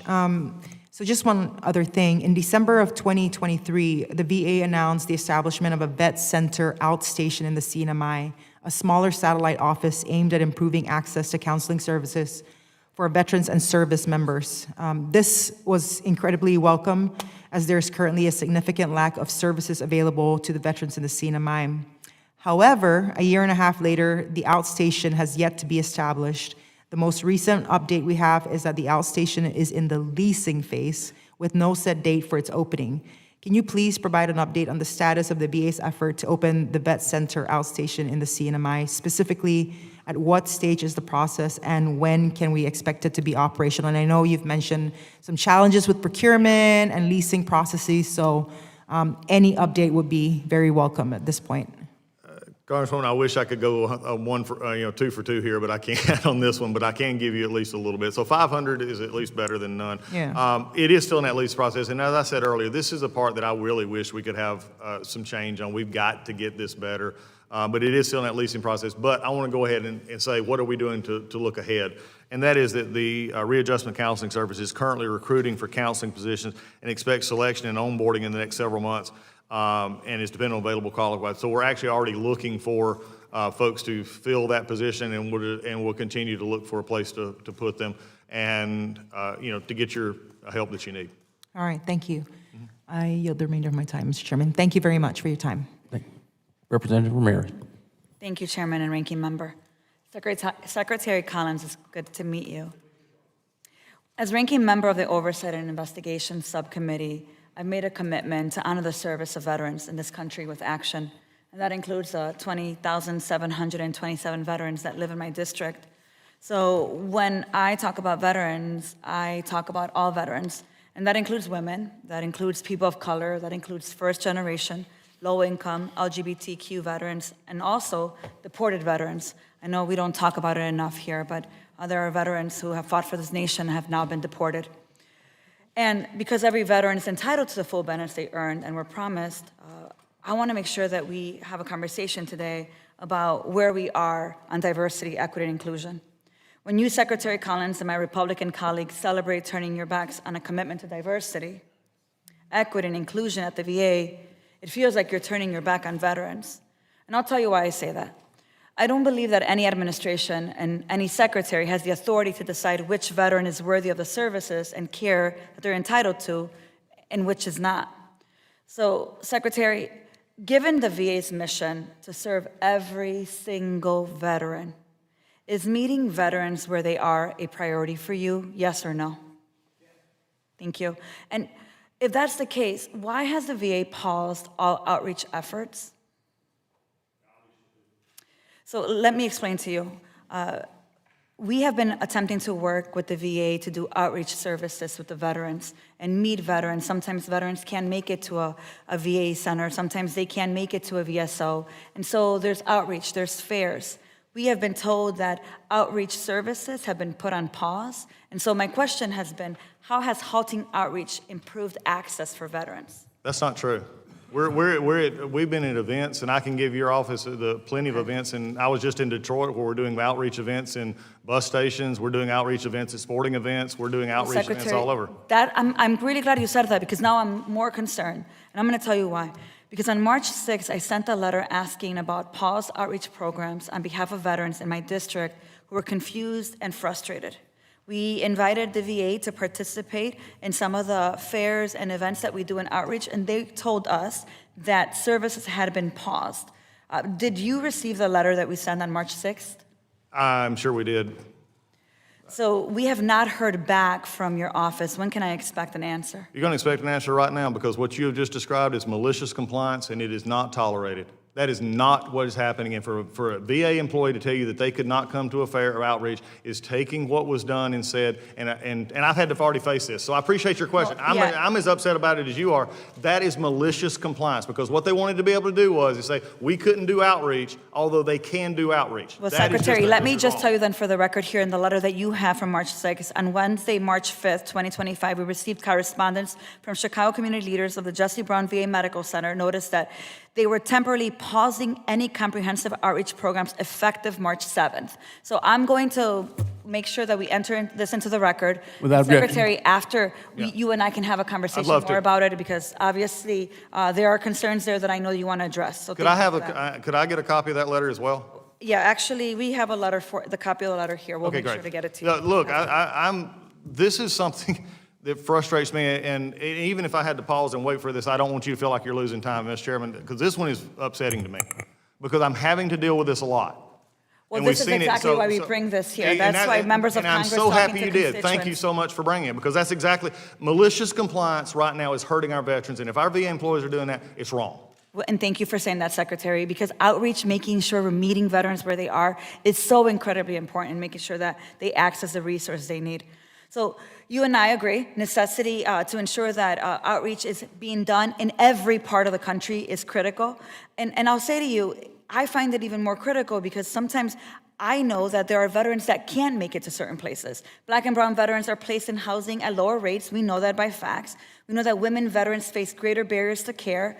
And we know that trans veterans are living authentically, still face discrimination inside the very system meant to serve and honor them. So, Secretary, just this morning, I heard from diverse veterans who said going after diversity, equity, and inclusion programs feels like an excuse not to serve all veterans. And you said earlier, you're committed to our veterans. But I didn't hear you clarify when my colleague asked you about the Office of Equity, how these disparities are going to be confronted and how you're going to make sure that disparities are addressed. So can you talk a little bit more about it? Yes, I'd happy to. It doesn't need an Office of Equity and Inclusion to actually make sure that veterans are treated properly. That's something that we've developed. And I understand something. There's offices for you, me, anybody, no matter where their service is. If they've earned the service, if they've earned the benefit, they're going to come. So, Secretary, where would they go if they have experienced discrimination? Who should they be calling? The same place you would. In the same Office of Whistleblower Protection. They can call their congressman. They can call, there's several outlets for them to do that. But I will tell you right now, no matter what background they are, male, female, gender, it doesn't matter. If they've earned a benefit and they have something at the VA that they feel like they're not getting, then you personally call me and I'll walk into the clinic. I'm glad you say that, Secretary. So I have a follow-up question to that. Trans veterans are veterans. They wore the uniform, they serve this country, and gender-affirming care is health care. It's suicide prevention, it's dignity. Last time I raised this with your team, the responses were unsatisfactory. Mr. Secretary, gender-affirming care is shown to reduce suicide risk and ends veteran suicide. Ending veteran suicide is a VA priority. So will you defend and expand access to gender-affirming care, yes or no? We're going to continue those that are in the VA system to receive the care that they were currently, but we're not adding sex change in the VA. That's just not what we're going to do. So they'll get every benefit they've earned. Thank you, Secretary. I just have 47 seconds left. That's fine. I'm disappointed in hearing that, but I'm not surprised. This administration and my colleagues keep supporting a divisive agenda for the VA that harms our veterans. American veterans are diverse, and we don't get to decide who's worthy of our promise to honor their service with action. The reality is that in this moment, we have veterans who don't believe they'll be able to get care under this administration. And I want to make sure for the record and in the work that we do in Oversight, that when we talk about every single veteran, we mean every single veteran. And that means gender-affirming care as well. With that, Chairman, I yield back.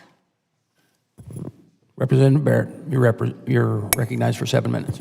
Thank you, Mr. Chairman, and Secretary, great to see you again. And I want to start by thanking you for coming to Michigan last month, spending time with veterans in my district. We deeply appreciated that and appreciate your commitment to fulfilling the mission we have to every single one of our veterans across the country, and the interest you took to come to Michigan, we really appreciate. And appreciate your willingness to step up and serve in this role. I know that it's not always easy to step into the management role of such a large organization with a lot of political pressure and a lot of spotlight on you, so thank you for being willing to do that. I wanted to ask you specifically about the electronic health record modernization and the increased funding in the budget proposal before us, and wanted to ask how this enhancement in funding is going to be used to ensure that we have a success in the electronic health record rollout, knowing that we've had challenges with the program in the past. Thank you, Congressman. I do appreciate the commitment, especially in your area, because of, April next year, the 4 sites will be going live in Michigan. I think it's just a restart is what we have to sort of look at here. This was a system that had been broken in the sense that nobody was working with it. They were not, they just sort of went to their corner and just held the ball, and money was being wasted all the time. So what we did is restarted the system from minute one. One of the biggest issues that I'd heard that was a concern, not only from a perspective of patient safety, patient quality, dealing with these health records, it did put, my understanding, at least looking back on some of the stuff in Washington State and Oregon, is that it was not working properly and it was actually giving some bad results. That's just an issue there. Most of that came from the situation in which we didn't standardize what we were doing. They just sort of were allowed to do whatever they wanted to do. One of the ways going forward is we're holding accountable on a very short timeline on our end to make sure that all of our employees are trained, everybody's going to be up to speed, and we're speeding up that integration process. We're also holding Oracle accountable for realistic time limits, and also getting the equipment in, and also adding things such as AI and others on top of that to help our doctors in their treatments, and the nurses as well, practitioners going forward, which is something they see in the private sector right now if they just walked across the street and went into a private care facility. So we believe that we're putting in the safeguards to make sure that going forward this is going to be something that can actually work, but also giving it the tools to expand in a quicker fashion. Thank you. I appreciate that. I chair the Technology Modernization Subcommittee here, and one of the issues we've taken up is the external provider scheduling program. One thing that was clear throughout that hearing we had recently is that provider participation is really critical in making sure that EPS works for veterans and reducing that community care appointment wait time and the seamless integration there. I personally had an experience with the community care scheduling that was fraught with challenges and problems. Can you tell us what steps the VA is taking to encourage community care providers to participate in EPS and educate them about the program and not delay the implementation or discourage its use? Yeah, and this is something I think that anybody sitting in my position right now would have this problem, and I don't care which administration it could be going forward, because frankly, the third-party administrating of this has been a problem and struggle, and I'm not saying completely their fault. I think there's a VA component to this as well on things that we've done to exacerbate the problem going forward.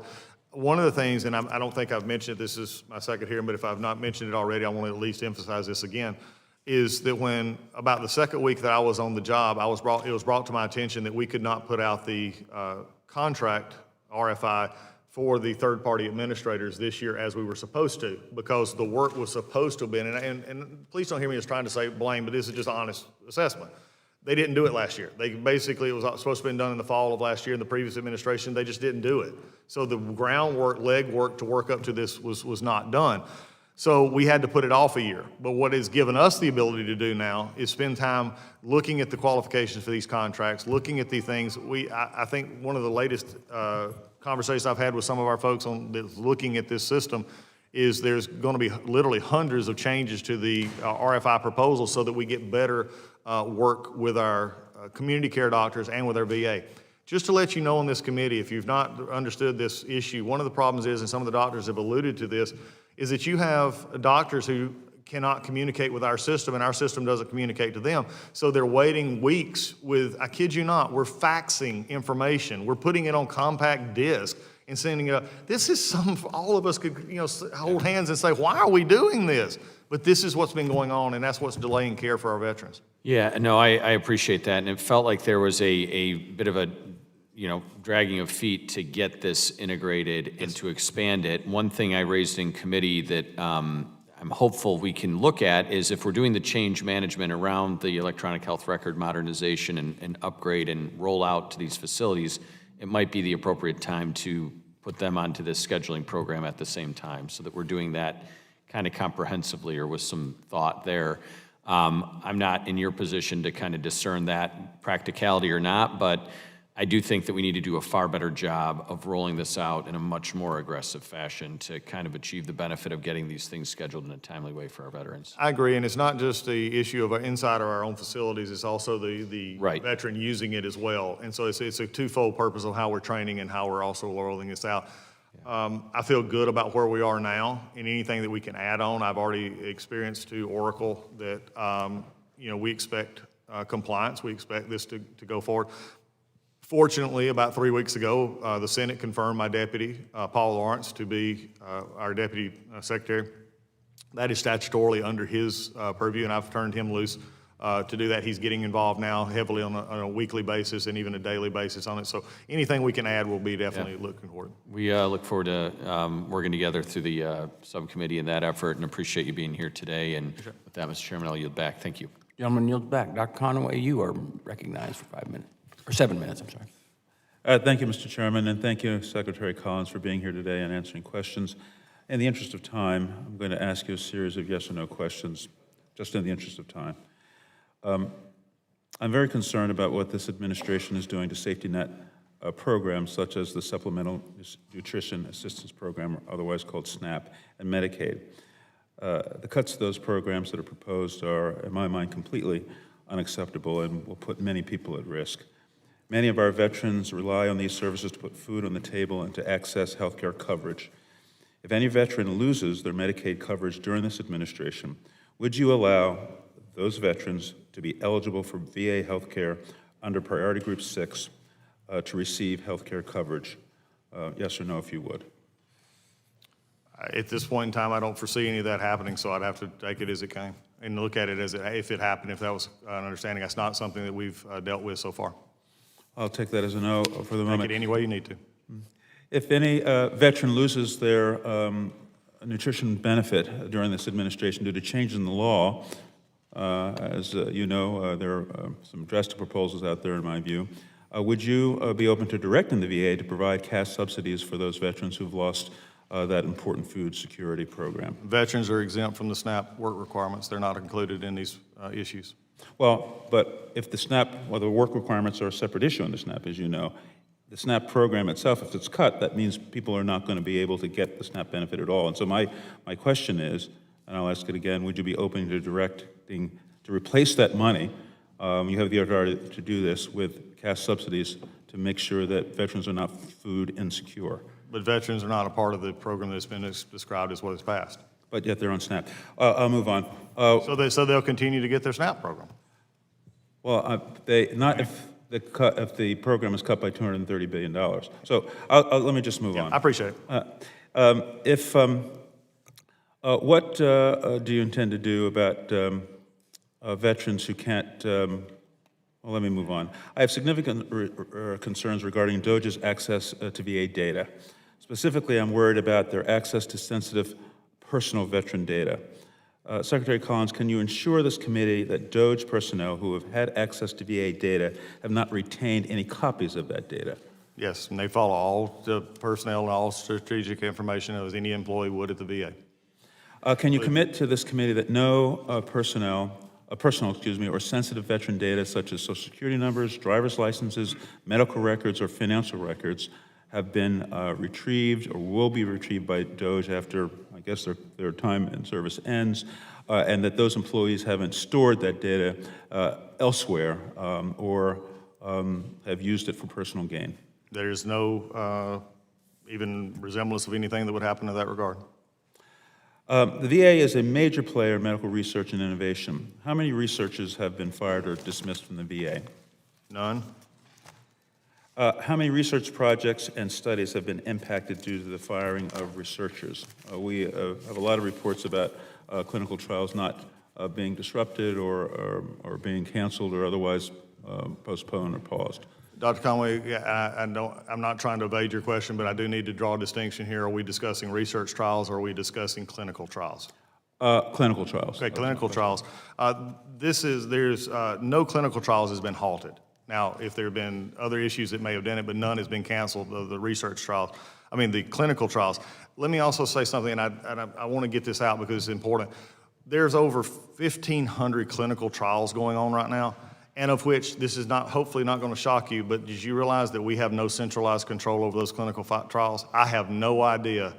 No one person is overseeing those. So to get those information and to find out what's going on some of those, we have nobody that's actually over those, but yet we have 1,500 that are actually going on currently. I suspect many of those trials, because I work in this area, have worked in this area, are probably being done through research grants through universities that are testing various new proposed new drugs and the like, and they're being run there. But I take your point that you might not have knowledge of them within the VA itself. Some of the information, and just for the record, I would provide you with some of the estimates stakeholders have given us. Since the hiring freeze by the president, and that continues to be in effect, 370 extramural studies and clinical trials will be suspended or canceled at the VA. 10,000 veterans that are relying on these clinical trials and studies will be denied care, and the VA will lose $35 million in research funding due to delays and cancellations. Earlier today, during a hearing at Milcon VA Appropriations Subcommittee, you stated that clinical trials are not health care for veterans, that they are above and beyond health care. And I must tell you that I completely disagree with that statement, and if you wish to correct it, that's fine. But clinical trials are health care, and for those veterans, as has been mentioned earlier by my colleague, might be a lifeline for a veteran who has cancer and is in a trial, or perhaps has a neurodegenerative disease and is in a trial, and those potential discoveries, that treatment that's given during a clinical trial, and it is treatment because I have been an investigator, I know that it's treatment, that any pause or delay in cancellation of such trials is a delay in cancellation of treatment. So are you taking any steps to ensure that veterans who lost access to clinical trials will still receive the care that they need? Yes, and I would appreciate the opportunity to clarify because my words were taken out of context, and I think when you have to have proper context, what I said was, because I'm having to also deal with a lot, Doctor, about people who are lying about what we're doing, in all honesty. And so when you get to the point where I've had many people come up and say, dealing with research or dealing with clinical trials, saying they've lost all access to health care. This was their wording, all access to health care. That's just, I'm with you on this. It is not. It is a part of health care, but it is not, they didn't lose their access to their primary care physician. They didn't lose their access to anything else. And even if it's true, we did not cancel any of the clinical trials. And as we move forward on that, we're going to continue to do that because they have actually provided a great deal of service to not only our veterans, but outside that veteran organization as well. And the same is true with that no research trials have been canceled. That's one of the reasons we put the pause in that we did as well for that. Thank you, Mr. Secretary, and thank you, Mr. Chairman. Representative Hamday, you are recognized for 7 minutes. Thank you. Thank you, Mr. Chairman, and Secretary Collins. It's good to have you here. And I believe happy birthday. Thank you, it is. I've turned 68 today. I'm just doubling my age so I can fit in with my other colleagues over here. Well, that's it for me, Mr. Chairman. I'm gone. As we all know, the number of veterans in America has declined over the past 2 decades. Yet VA spending continues to skyrocket, and this trend is simply unsustainable. Now, Mr. Secretary, under your leadership, the VA is finally taking long overdue steps to increase accountability, eliminate waste, and refocus the department's mission of serving veterans and not preserving bureaucracy for bureaucracy's sake. Now, as my Democrat colleagues fearmonger, the reality is more than 300,000 jobs have been exempted from the hiring freeze. The focus is on eliminating the administrative fat, not doctors and nurses. Veterans need the VA bureaucracy to work for them, not the other way around. It should not have taken the VA's chief financial officer 2 weeks to give a simple set of basic budget accounting information to you, but that is what we had until recently. With more than 60 disparate HR systems, outrageous tales of corruption, and chronically broken veterans integrated services networks, we have lacked fiscal accountability for decades. Now, Phoenix's Carl Hayden VA Medical Center, which is quite infamous, failed so many veterans that it became ground zero for reform efforts. And I know there's been a lot of progress being made over there. But veterans in my district and across Arizona expect the VA's budget to directly support their care, not layers of administrators removed from the mission. I look forward to assisting your continued efforts to refocus the VA on its high-minded mission, taking care of veterans. The Trump administration's reforms aspire to accomplish this by providing greater oversight, less bureaucracy, and a culture of nonstop effectiveness. Now, Mr. Secretary, we've heard a lot of scare tactics, but I want you to talk about, once more, list the services and jobs excluded from the hiring freeze. Thank you for offering the question. And one of the things is, there's something you said in your question that I want to address if I could, and I'll get to that part.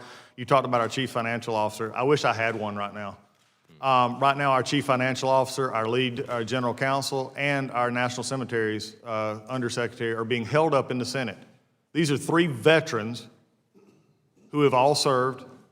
One who is going to be Sam Brown, who is going to be head of our mortuary affairs, our cemeteries, gave some of his own body to service of this country after being blown up, and yet is right now being held hostage in the United States Senate by the same people who actually want to say, we want you to hire veterans and not fire veterans. Well, now I just got a sense, and I've told the senators this as well, it's time to stop that. If you want to hire veterans, and I got 3 of them that need to be approved and need to get on the job working for veterans. So when you say I have a CFO, I don't have one because I can't get the Senate to approve them. So don't tell me they want to help veterans when they got 3 of them sitting right there, one who was grievously injured in wartime that they refused to approve. That's what I'm dealing with right now. In addition to what you're saying and what we're looking at, we're not looking at doctors, we're not looking at nurses, we're not looking at this, and you just look at the numbers in general, and you have your poster there. I mean, we're looking at issues that I talked about earlier, where we have payroll that is being done at 60 locations, which was supposed to have been centralized a long time ago with hundreds of employees that we're now having to look to see how we can consolidate to make sure we're running it efficiently and more cost effective. We don't need them all over the place. We don't need the issues that we have of human resources being run in every location, again, with hundreds of employees. We have a system of a VISN system, which many of you may understand was put in the 90s to give general oversight over our hospitals. Did you realize that, and I talked to some folks from that time frame when they actually put this in, that they were supposed to be minimally staffed, 10 to 20 people would be in the look at our VISNs. Right now, our VISN structure, with everything we've added on to it, instead of having that number, most of them have full-time staff between 60 and 100, but added staff of nearly 16,000 in the VISN structure. These are not also, some of them, by the way, some of them say, well, they're impacting healthcare because you have some doctors. I have one of my VISN directors actually tell me, they said, yes, we have some of ours who are, quote, dual-hatted. They do 4 hours a week in a clinic. That's not helping us with our veteran backlog. That's not helping with our wait times. It's still being done from a level that is far up. We have 200+ call centers in the VA. You want to talk about that one for a second? These are, I mean, every one of our VBOs, our business have one of their own call centers for their mortgage issue. It's like, why do we have this? This is the part that has just grown over time, and it's not affecting healthcare. We're going to make it easier for a veteran to call one of these lines and get to talk to somebody on the other end of the line. But we're also going to make it to where we have people who are actually working in these our clinics, working in our disabilities, and working in our cemeteries that actually have firsthand touch. The last thing that I have to say is you can say what you want about where we're at and how we got here. But in 10 years, GAO has said we got a problem. We've increased money, we've increased spending. And by the way, before we get into it, someone will say, well, the PACT Act was why we had the money. Okay, you're right, but if you look at the numbers, we're basically giving some of the same money to the same people that were already there, just in a different capacity. And I respect that. They've earned it. As I have said before, I am a veteran who served under a burn pit for almost 5 months. So I think these are the areas that we've got to look at. But for anybody out there giving, and again, I go back to the assessment where you're cutting 15% of doctors, 15% of nurses is frankly just not helpful to do what we need to do, because that's not what we're looking at. Frontline workers should be the happiest at the VA right now, because we're going to be freeing them up to do their job and not get bogged down with paperwork. Absolutely, and I hope to see your CFO Senate confirmed very soon. You need that. You have a tough job right now ahead of you. And I just want to thank you for your service to our nation's veterans, and I appreciate your laser-focused outcomes over optics. Now, please know that you have my full support in refocusing the VA on its founding principle, delivering the best care for those who bore in the battle. And with that, Chairman, I yield back. Thank you. Representative Bazinski, you are recognized for 7 minutes. Thank you, Chairman Bost, and thank you, Ranking Member Takano, and thank you, Mr. Secretary, for being here today. I appreciate your time. I do want to take a minute to just address the claims that you've made about the VA's performance has gotten worse from the previous administration. By many measures, and I want to highlight the great work of the VEO, the Veterans Experience Office within the VA, that has been measuring specifically veteran trust scores. They've come up with a veteran trust score, which is at an all-time high at 80.4% in 2024, which was an increase of 25% since 2016 when we first started recording this metric. VA employees, many of them veterans, as you know, have been stepping up to meet the demands. You referenced the PACT Act, which was a historic expansion of care. But now with more staffing cuts on the horizon, these public servants are being asked to do more with less, is my concern. Almost 4 in 5 VA employees are members of unions, and collective bargaining rights give them a process to address their concerns in the workplace and ensure sound working conditions. I believe this helps both the employee and the veteran being served. Mr. Secretary, when you endorsed President Trump's executive order stripping VA employees of their labor rights, I believe you devalue their work. And coupled with the threat of significant staff downsizing, I hear from constituents working at the VA in my district that they have increased fear and stress, and there are deep morale issues at the workplace where they deeply believe in the mission of serving our nation's heroes. Of course, we agree that improvements can and should be made at the VA, and I want to say that despite testimony, none of us on this committee believe that the VA is perfect. But improvements and changes, I really do believe, need to be done in a manner that is thoughtful, legal, and based on the input of stakeholders, which includes us in Congress. And so I'm going to shift gears and talk about one area that you have touched on, and I'm really honored to be the ranking member on the Tech Modernization Subcommittee with our chairman, Mr. Barrett. And so I want to spend a little time talking about the EHRM as well, which I think is one area that we can all agree is a place that could use improvement. Your remarks mention an accelerated rollout of this system, and I too really do want to see EHRM be successful, and can acknowledge that there have definitely been stalls and not a lot of success seen to date. But I think it's worth taking a minute to say, talk about the program and where it started and then where it is today. So this program actually was started during the first Trump administration in 2017. The VA signed a $10 billion sole source, no bid contract with Cerner, which some have said, the GAO has mentioned that, influenced by so-called Mar-a-Lago crowd. As Cerner struggled with the implementation, then Oracle acquired them in 2022. So as you know, there's a total of 170 VA sites that need to implement the new EHR system. Since 2020, VA has rolled out, and I think we can acknowledge, only 6 sites, which is that's not great. Now VA has announced plans to roll out EHRM at 13 sites by 2026, which is progress. But my concern is that leaves about 151 sites left. And so if we're accelerating that to by 2031, how are we going to get there? This is going to be a major undertaking, and I'm just very concerned with the staffing levels in particular. If we're not fully staffed, how we're going to meet this metric. And so in the midst of what I think is a massive reduction in force and then a bare bones IT budget, I'm really worried that this is going to set up the VA for failure.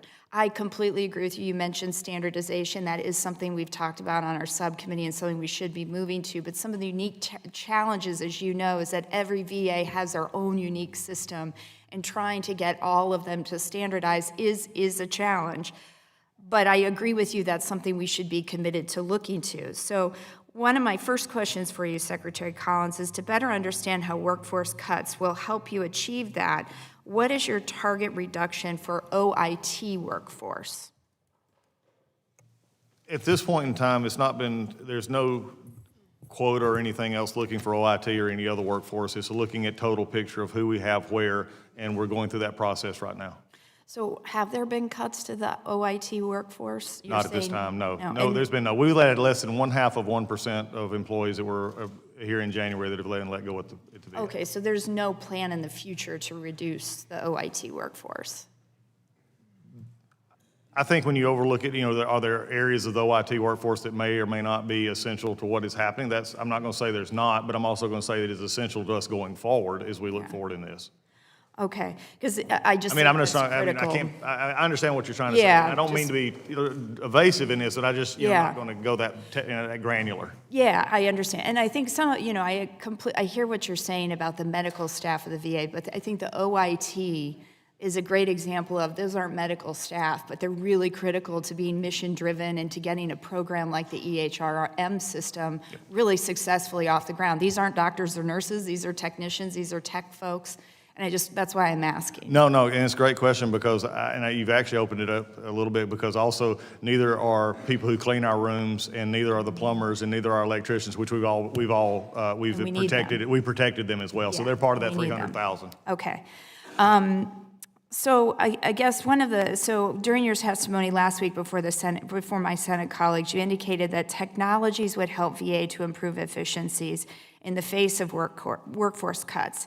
But it sounds like, and one of my concerns is that we might be using technology to replace people, which is a concern of mine, because I think, quite frankly, the VA is not, we don't want to be installing McDonald's kiosks here. These are actual people we want serving our veterans person to person. And so I just want to make sure, can you respond to that and how technology is potentially going to be used? Well, I think technology is working how we're taking first-time claims and a lot of this is in our BA, our benefit side. We can actually take things that we've seen over and over and over again that we can get a benefit that could take several months under a system. We're actually getting new claim benefits done within literally days, so that they're not waiting for these things. So I think you use them in ways that it helps. You don't use it, technology is not going to solve every issue that you ever have, but it can get us more efficiently, especially in ways that are more not hands-off, but they're more the transactional with our, like, mortgage benefits, the education benefits, things like that could work in that way. Okay, would love to keep talking. I have time for maybe one more quick question. I did want to ask the VA Chief Information Officer, the OIT,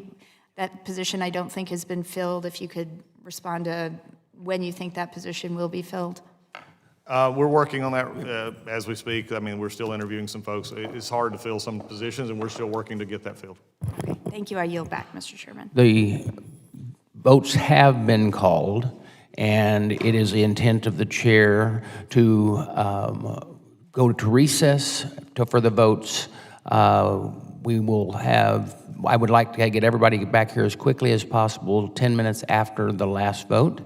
There's only 2 votes, and we will carry on. I know that many of you might have flights or whatever, but we will try to get through to everybody. We will come back, and as I said, Mr. Luttrell, you'll be the first one up when we get back. We'll wait in recess until the call of chair.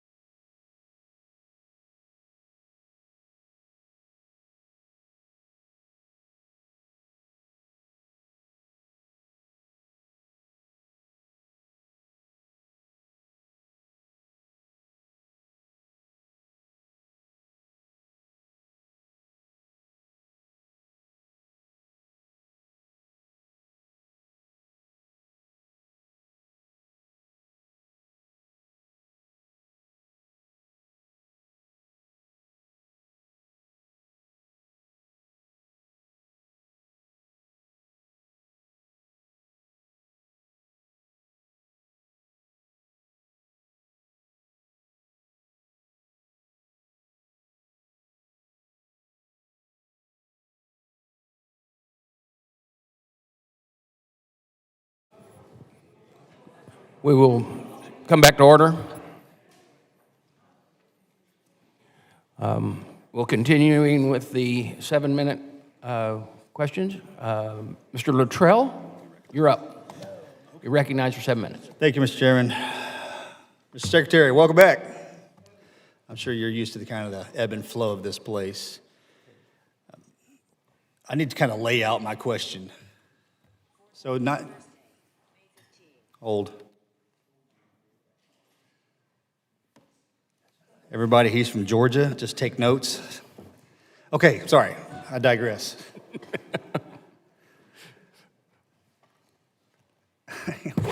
Camera off my face. All right, we good? All right.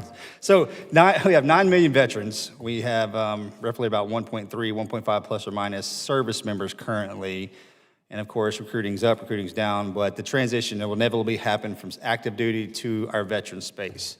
Now, one of the challenges that I often hear about, see about, as a veteran myself and have gone through, when the veteran enters into the VA space, then the process starts. Now, as easy as that can be for some veterans, or as painstaking a process as that can be for veterans, I'll always say it seems to be problematic. Once the veteran initiates the claim, if you will, then he goes into the VSOs, goes into the rating system, goes up to the national work queue, it disappears into the metaverse, and sometimes it gets lost, sometimes it gets found. I won't get into the national work queue with you today. Then we run into systematic problems along the way, not for every veteran, but for veterans nonetheless. I truly and honestly believe if there was a transitional period between leaving active duty service, where the service member's record is buttoned up, top to bottom, inside and out, take the veteran more or less out of the equation, almost all the way out of the equation, and the record, however that may transition from this active service to veteran service, and then it starts the process on its own. Now, I know we can do that. My question is, will you, not have you, it's too early, but will you consider, or will you please engage with SecDef, start these conversations? Because I've had this conversation with him, and I don't know if you have or not, but everyone understands the problem. Everyone understands that the transition between the two should be seamless. And for decades and decades and decades, we hear about this. This would be the greatest opportunity that we could have to catch people on the wrong trajectory that may be suicidal ideologies, may have a health care problem, something that we missed. Because when you're in this service and you're on the train, you're front sight focused, laser focused on the problem set that exists in front of you. And that bullet train's traveling down the track 1,000 miles an hour. And it does not stop for us to get off, we jump. And everything that we jump with goes in 1,000 different directions, and then it's our responsibility to try to find it somewhere in every place that we were stationed, to put it together to give to the VA, and then the VA's has that. It's their responsibility to help the veterans with that, and we know how painstaking of a process that can be. So my question is, will you, sir, please engage with the DOD and start baseline assessment from the time that we come in through the time that we transition out into the time into the veteran space, so our veterans are better taken care of? You know, in looking at an oversight and what we're talking about right here, it's probably one of the most pertinent questions I think we've had, and I appreciate all the questions we have today, but you've hit at something that's very important to me, because it is the trigger mechanism for many of the bad outcomes that we see, either not getting care, having a bad experience with care, then leaving the care, or not getting the benefits that they have. Just recently, I was at MacDill Air Force Base, and we had their medical side there, the Air Force medical side, and we had our Veteran Benefits Office personnel there, some of their senior leadership. And I asked the question, just because we were talking about how this was transitioning out, and they said, I asked our benefits coordinator, I said, how many of you get people coming in who have no experience or no knowledge of what their benefits are? And to almost to a person, they said, most everybody. So I've already started that conversation with SecDef. In fact, we started it before either one of us were confirmed. And because here is the bigger issue that we got to deal with TAPS, and this is our Transition Assistance Program. It is, and I say this in a generic form, so any reporter here, please listen to what I'm saying.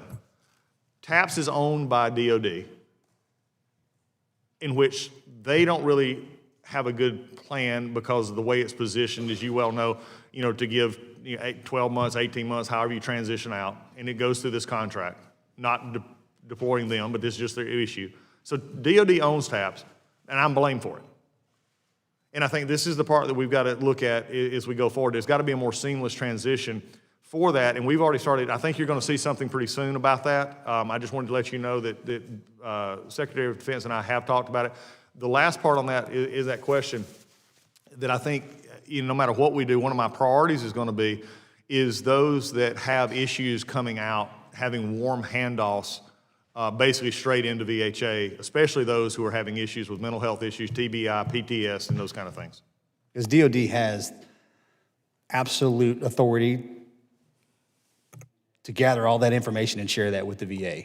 And just the complexities of the global threat currently that's developing, our generation is coming into the VA.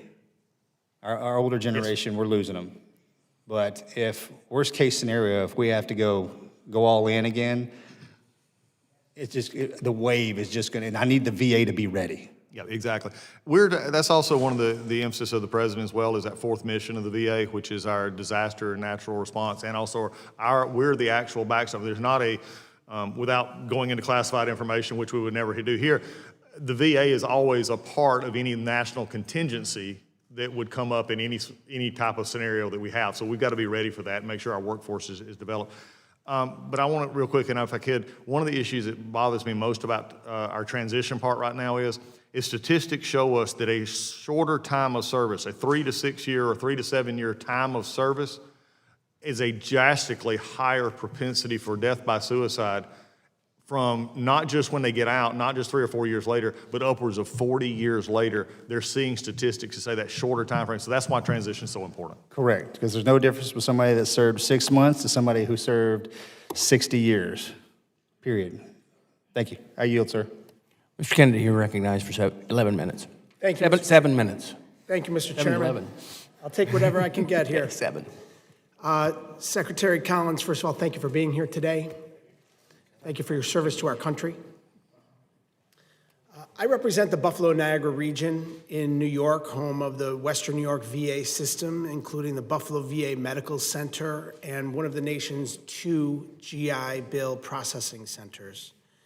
During my time in office, I've had the privilege of meeting with many VA employees, often veterans themselves, who take immense pride in continuing their service to support their fellow veterans. Unfortunately, in these meetings, VA staff at every level have raised serious concerns, including plummeting morale and an increased stress due to the threat of sudden firings and what they feel is a climate of fear, PTSD and mental health strains stemming from constant job insecurity, the rollback of collective bargaining rights and attempts to strip employees of their voice, rigid and poorly thought out return to office mandates without adequate infrastructure or workspace to carry out mission critical duties, and worsening understaffing, which is leaving teams stretched even thinner than they were to begin with. And that list doesn't stop there. Those are just a few. The issues demand urgent attention from you and your team. Mr. Secretary, your testimony claims improvements to veterans' care, yet you're eliminating positions essential to handling the increased PACT Act cases. Cutting these roles removed skilled, experienced staff who directly assist our veterans. Outside consultants and political appointees obviously cannot do this work. Neither can AI. VA employees in my district work tirelessly to deliver care and benefits. They're not faceless bureaucrats. They're honoring our promise to our veterans. And your testimony states that VA aims to place employees where they're needed, reduce unnecessary overhead, and strategically cut staff. Now, I've asked this question repeatedly of this administration and still haven't received a clear answer. How do you plan to reduce staff without affecting care? Who exactly are you planning to let go? What are their roles? What qualifies as unnecessary overhead? And what safeguards are in place to ensure that these cuts don't further strain an already short-staffed system or reduce access to vital services for our veterans? Congressman, I appreciate the thoughtfulness of the question and the overall expansiveness of it. Let me just answer in the best way possible, as I've said before, and I've made several comments already on concerning consolidation. We've seen areas of work, that being payroll and our HR systems, those kind of things. The people that you're speaking to who actually handle disability claims, who actually move forward these processes, are not the people that are involved. In fact, we've exempted 300,000 plus positions to make sure that those are actually the positions we need, that we're going to keep, and that we're hiring. And right now, in any one time, we look at this and going forward, and there's been something that's been said a couple of times, and I want to address it here.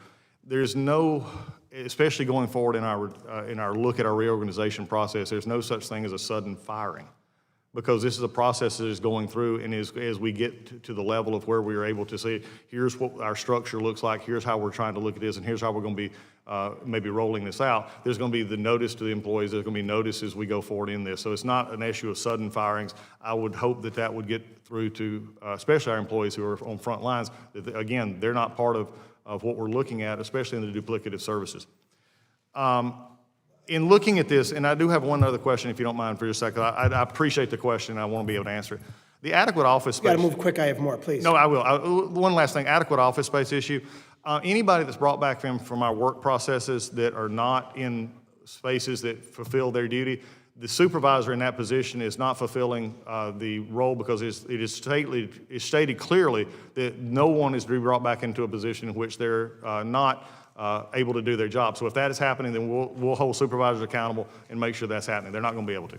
I hope that answers. The consolidation of space, I will just say, when it comes especially to dealing with our veterans and mental health services, when you are in confined spaces and you have practitioners that are providing those services, oftentimes via a virtual space, that is a problem when they're in a consolidated space. These veterans are not feeling comfortable sharing privileged, confidential, very personal information. So that is something that has to be dealt with.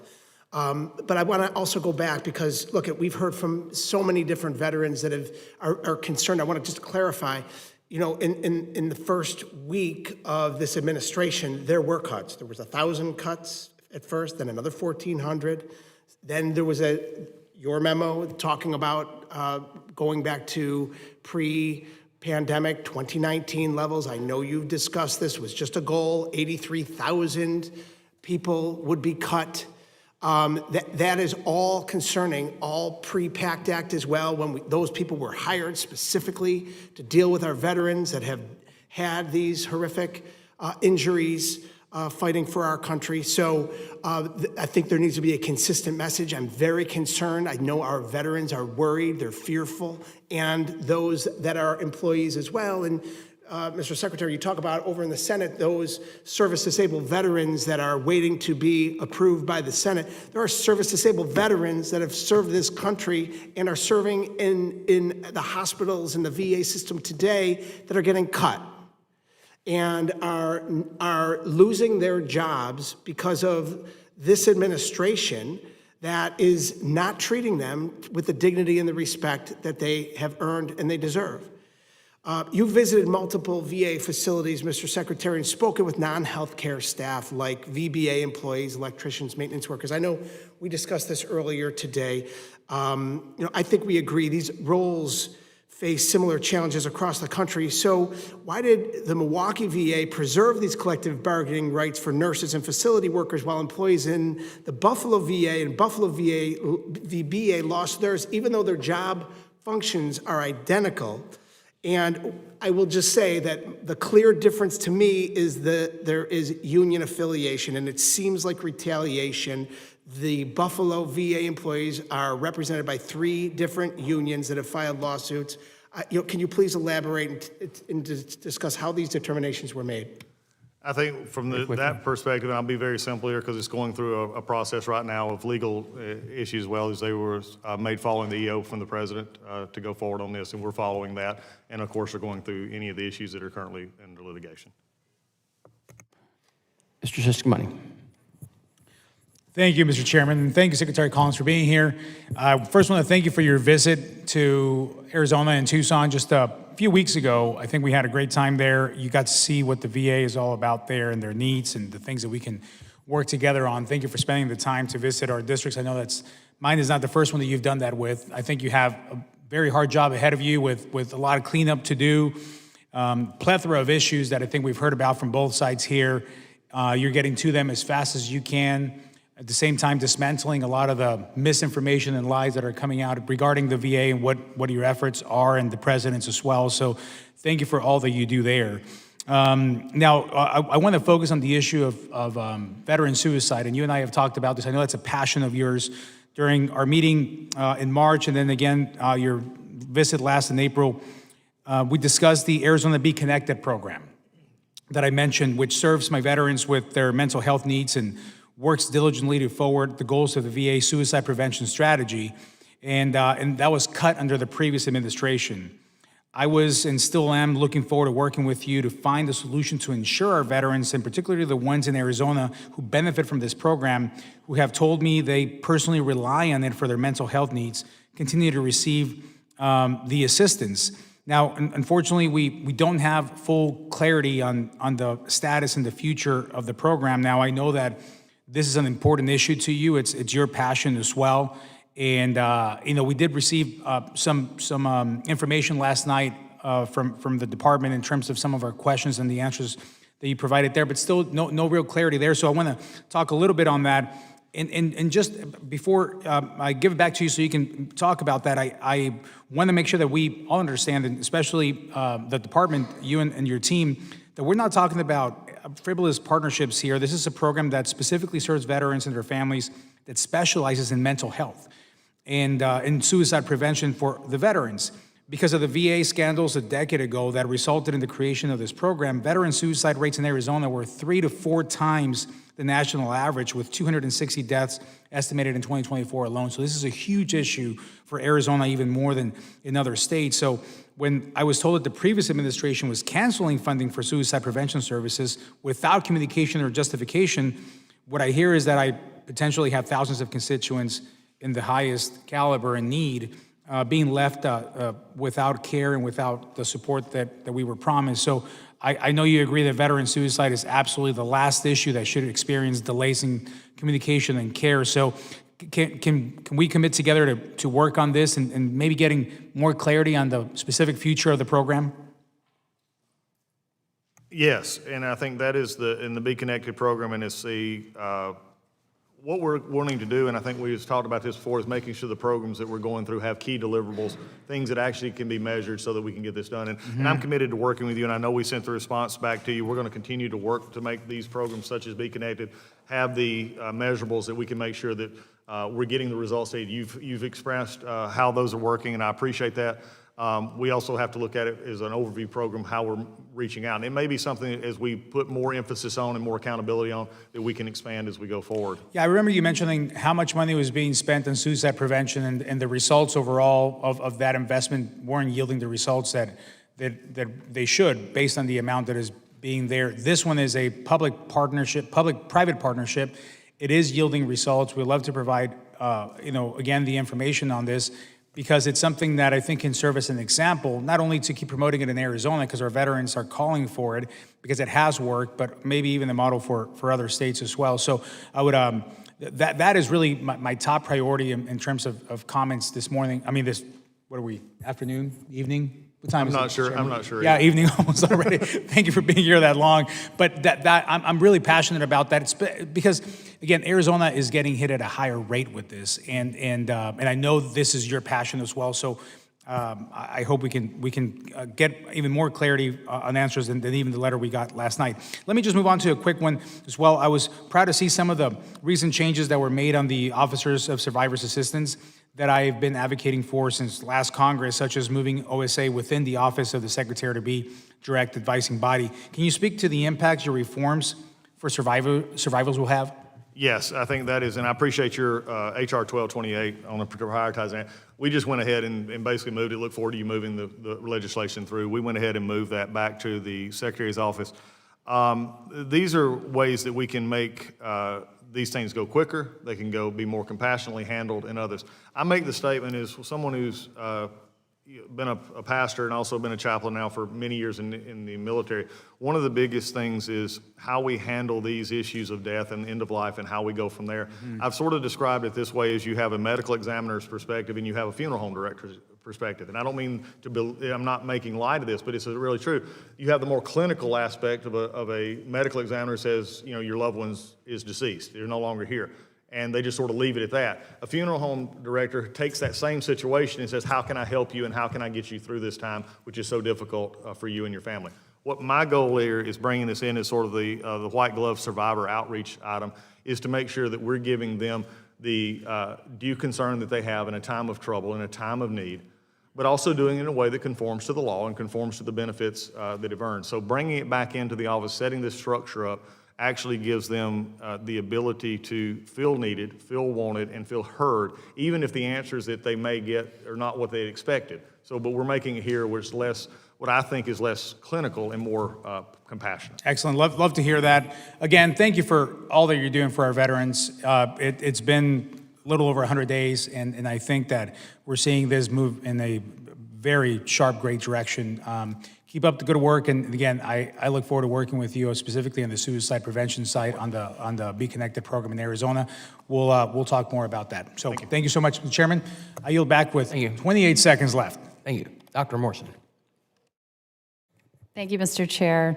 Mr. Secretary, welcome. I want to begin by thanking you both for your military service, for your service in this role as Secretary, and for being here to testify today. Before I begin, I just want to preface my questions by sharing with you that my husband is an Army combat veteran, and I care deeply about our nation's veterans, as I know you do.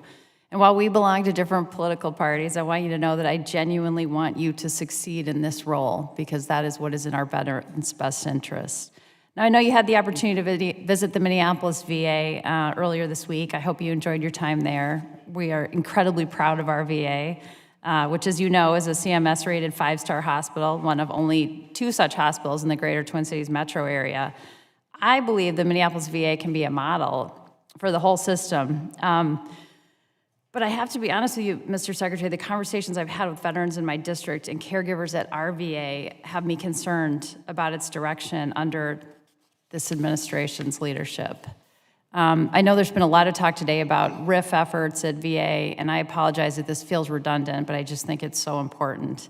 And I know you don't want to talk specifics, but consistent with your testimony, can you commit to us that any reduction in force at VA will not threaten veterans' care and benefits? Yes, that has been my goal all of the long. And can I also say this, Minneapolis was great and is a really an example.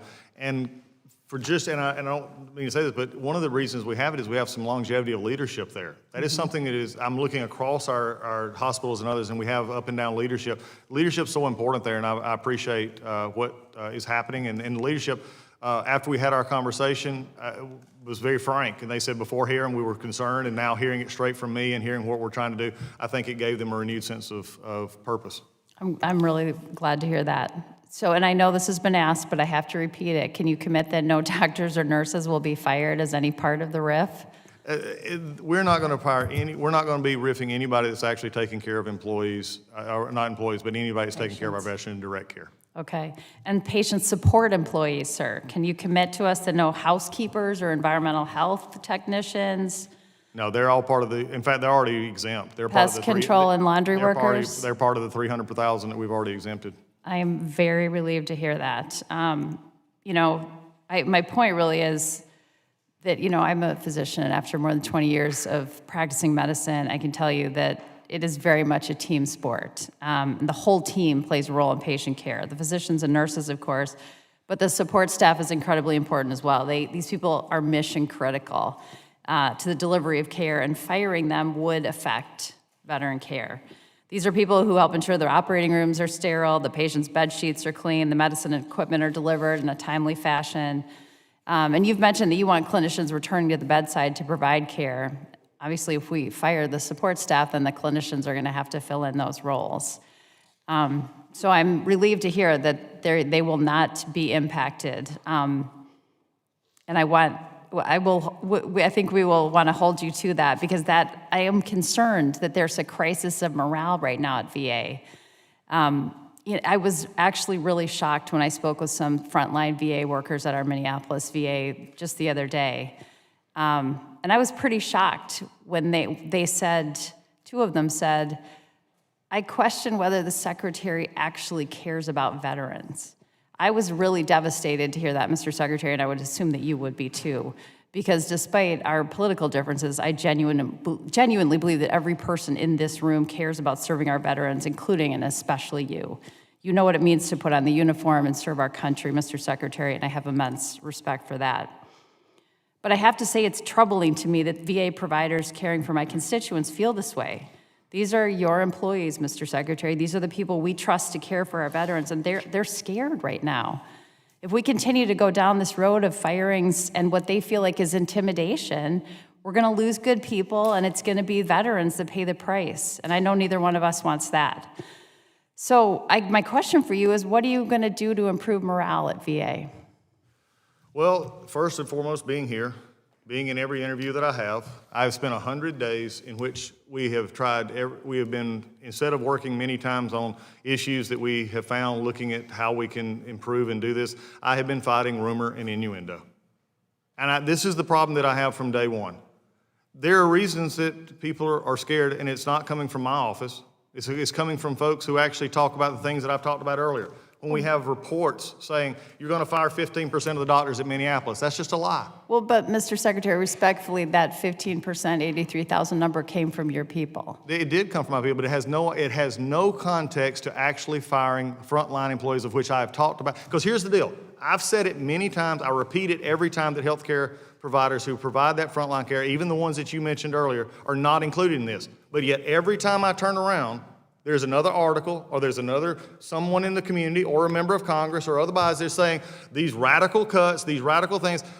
I'm having to sit here and fight about this the whole time when I've actually said it. So my question is, why is the voices of those who say this is going to hurt being processed and amplified when the very one from the Secretary of VA who is sitting right before you is saying this is the part in process that we're going through? Mr. Secretary, we would welcome you to this committee anytime. Please brief us, give us some transparency so that we can reassure VA employees. I do want to ask one other question. The VA Center for Women Veterans sent out an email blast just last night that said it was embarking on an ambitious goal to enroll 1 million new women veterans in VA.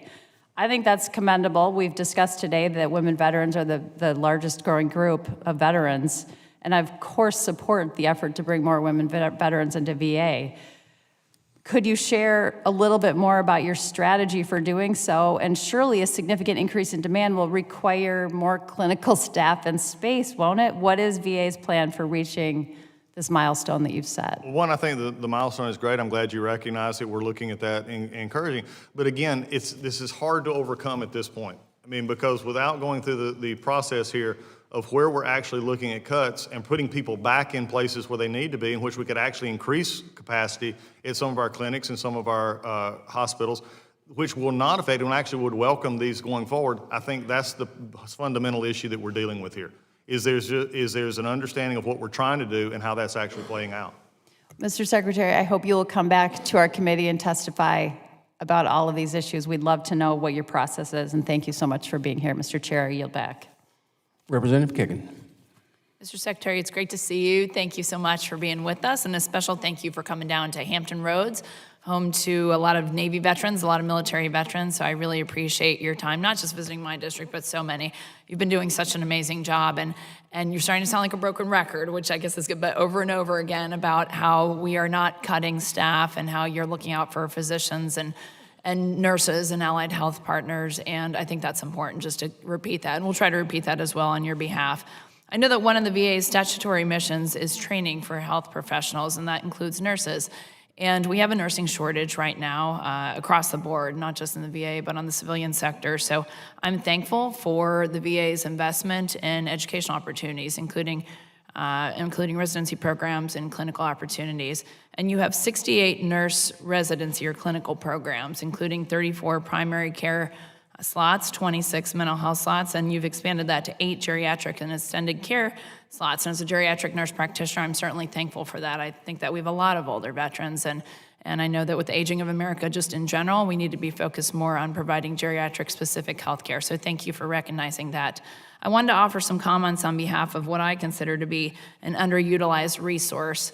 It's no secret that sometimes physicians feel encroached upon when we integrate advanced practice nurses, but their superb care cannot be overlooked. And I think we've talked about that even a little bit today. But just to present some evidence-based research, I know that patient safety outcomes are identical regardless of whether, for example, anesthesia is provided by a physician or a CRNA. There's no secret that we have a shortage of anesthesiologists, so we have nurse anesthetists who are available, and there's a lot of debate about integrating them into VA healthcare. CRNAs are often the sole anesthesia provider in rural hospitals, ensuring safe obstetric outcomes. And then we've got 31 facilities in the last VA OIG report that cited a severe shortage of physician anesthesiologists, including my Hampton VA Medical Center. The Trump administration has consistently supported the removal of barriers for CRNAs and other advanced practice RNs. During the pandemic, the administration went even further, suspending Medicare supervision requirement for CRNAs to allow them to practice to their full training to provide critical care when the nation needed it the most. At the same time, the VHA put out a memo calling for facilities to remove restrictions on CRNAs. These recommendations are also supported by the National Academies of Sciences, Engineering, and Medicine. Calls to remove restrictions on CRNAs are well supported by data.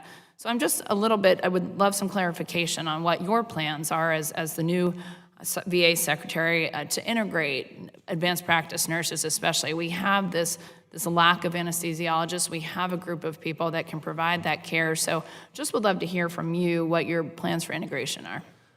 Thank you, Congresswoman. I appreciate it, and I've enjoyed working with you and also working with, opening facilities. I think it was really interesting that one of the issues that we had to deal with early on was in actually your district, in which there was a discussion about opening a facility, and was said because of hiring freezes and everything else, it wasn't opening as it should. And the reality was it was opening just as all the other CBOCs have opened, and that is with a gradual rollout. So I appreciate your work there. We're looking at our scope of practice issues on many fronts. This was a project that was begun a lot before me, a couple of secretaries ago. We're still continuing to look at that. As you've heard even today on this, there's a lot of disagreement, especially when it comes to certain areas. And so we're trying to find what is the best balance, not only for VA, but also for our employees as well. So we're still looking at that issue, and we'll be getting more input as we go forward.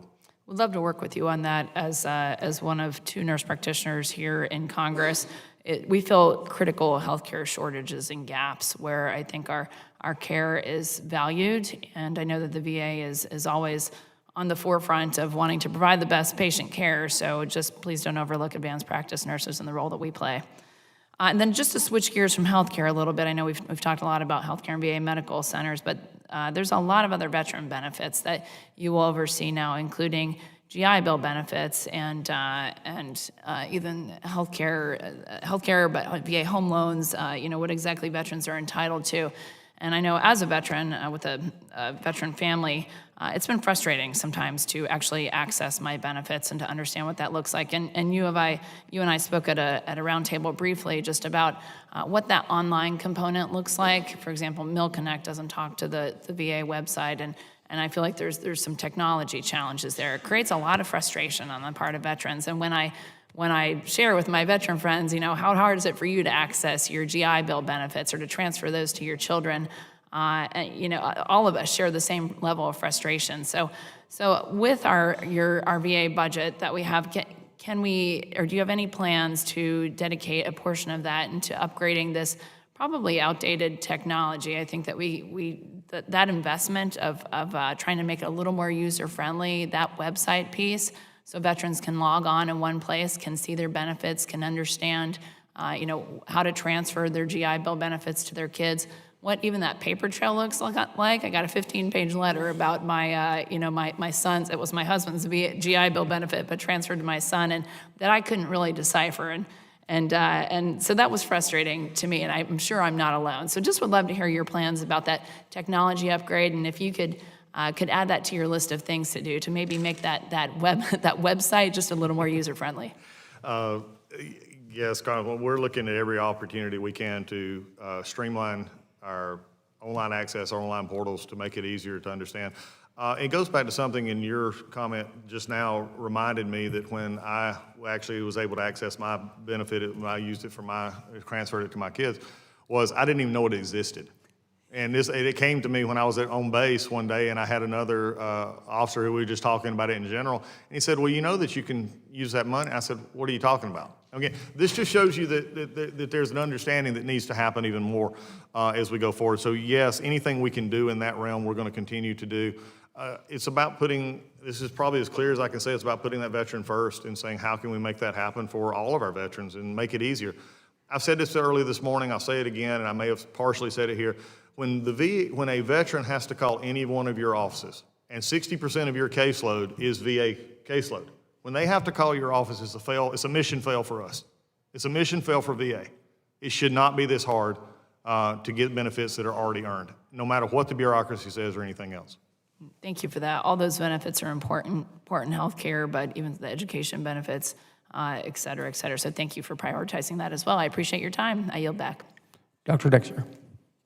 Thank you, Mr. Chair. Secretary Collins, thank you for joining us, and thank you for your endurance. Like many physicians, I was trained in VA facilities and proudly cared for veterans at the Denver VA for 7 years. As a critical care physician for nearly 20 years, I have cared for far too many families grappling with post-suicide attempt repercussions.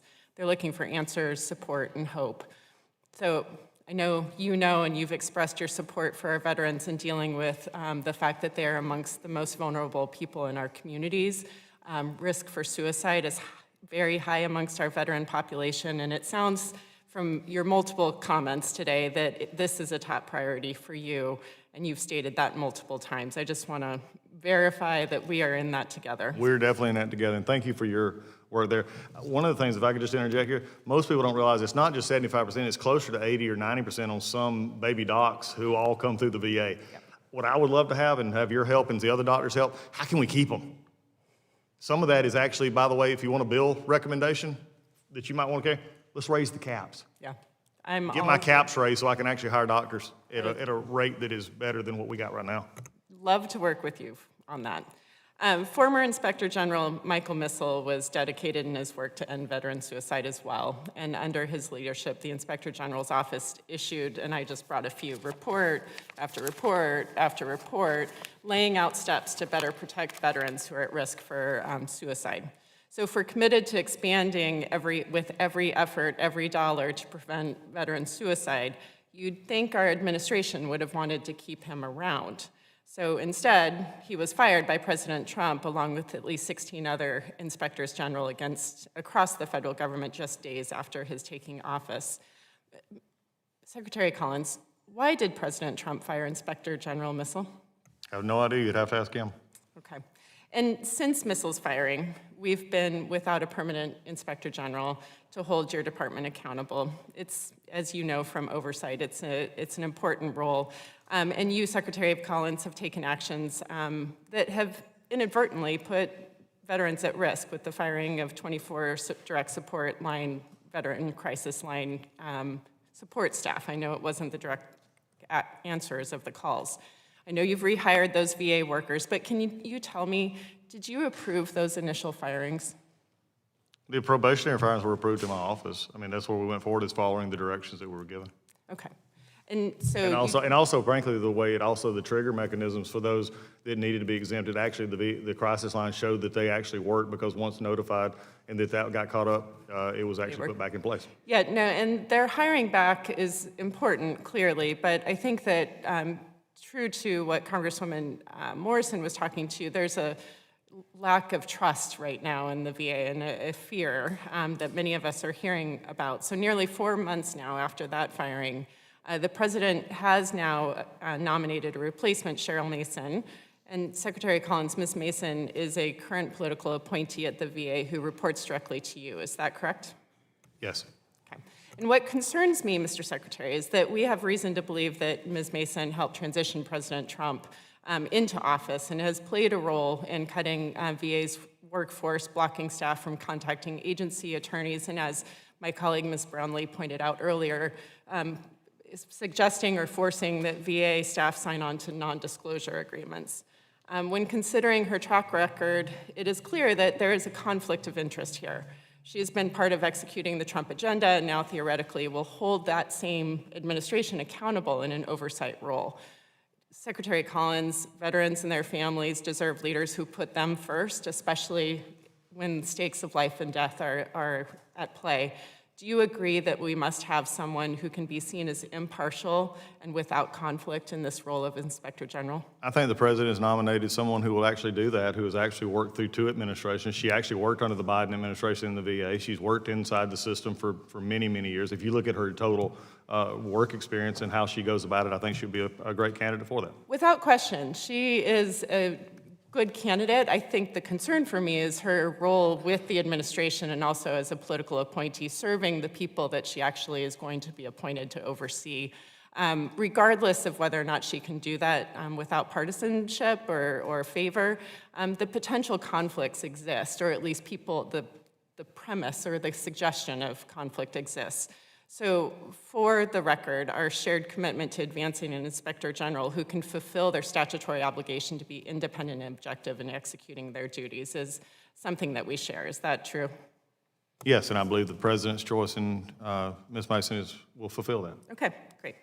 I also appreciate that members of this committee know from direct outreach, including what we just heard again from Dr. Morrison, that VA employees have concerns about the culture of the VA and have shared that there's a fear of retaliation for people who speak out. Members of this committee have also experienced a lack of responsiveness when asking to visit a local VA, which is really quite unprecedented. Mr. Secretary, how are you going to rebuild trust in the VA for the employees as well as the veterans that you serve? Continuing, Congresswoman, exactly what I'm trying to do right now is I have freely come up and talked about issues that are hard and also say just judge what is actually happening and not what is being talked about. This has been the issue that I've had to deal with from the day one that I got in, was actually dealing with many times not accurate information. Yeah. Now, we can disagree about how some of this is to go about, and there may be some things that we could do differently, but also having to deal with just the blatant disregard for reporter and other backlog actually hurts the problem. So for me, it's just having to go forward and tell the truth as I have it, as we're actually working it, and work to just rebuild that visit by visit by visit that I go to. And what is interesting, though, and I was not joking with Dr. Morrison as well, is in Minneapolis and in other places as well, once I am there and able to talk to our hospital staff, talk to our senior leadership, and see them, they're actually understanding what my heart is. And I just got to do this one at a time and with every member here. I appreciate that. I certainly appreciate that showing up is what builds trust, and clearly you are doing that in good honor and spirit, so I appreciate that. We will be watching. We certainly are looking for our veterans to be served to the best of our ability as a nation. I hear your commitment, and we look forward to further conversations. Thank you, Mr. Secretary. Congressman Zell. Thank you, Mr. Chairman, and thank you, Mr. Secretary, for spending so much time with us. First of all, I want to thank you personally for deciding that chaplains would be able to minister in the conscience of their particular dogma.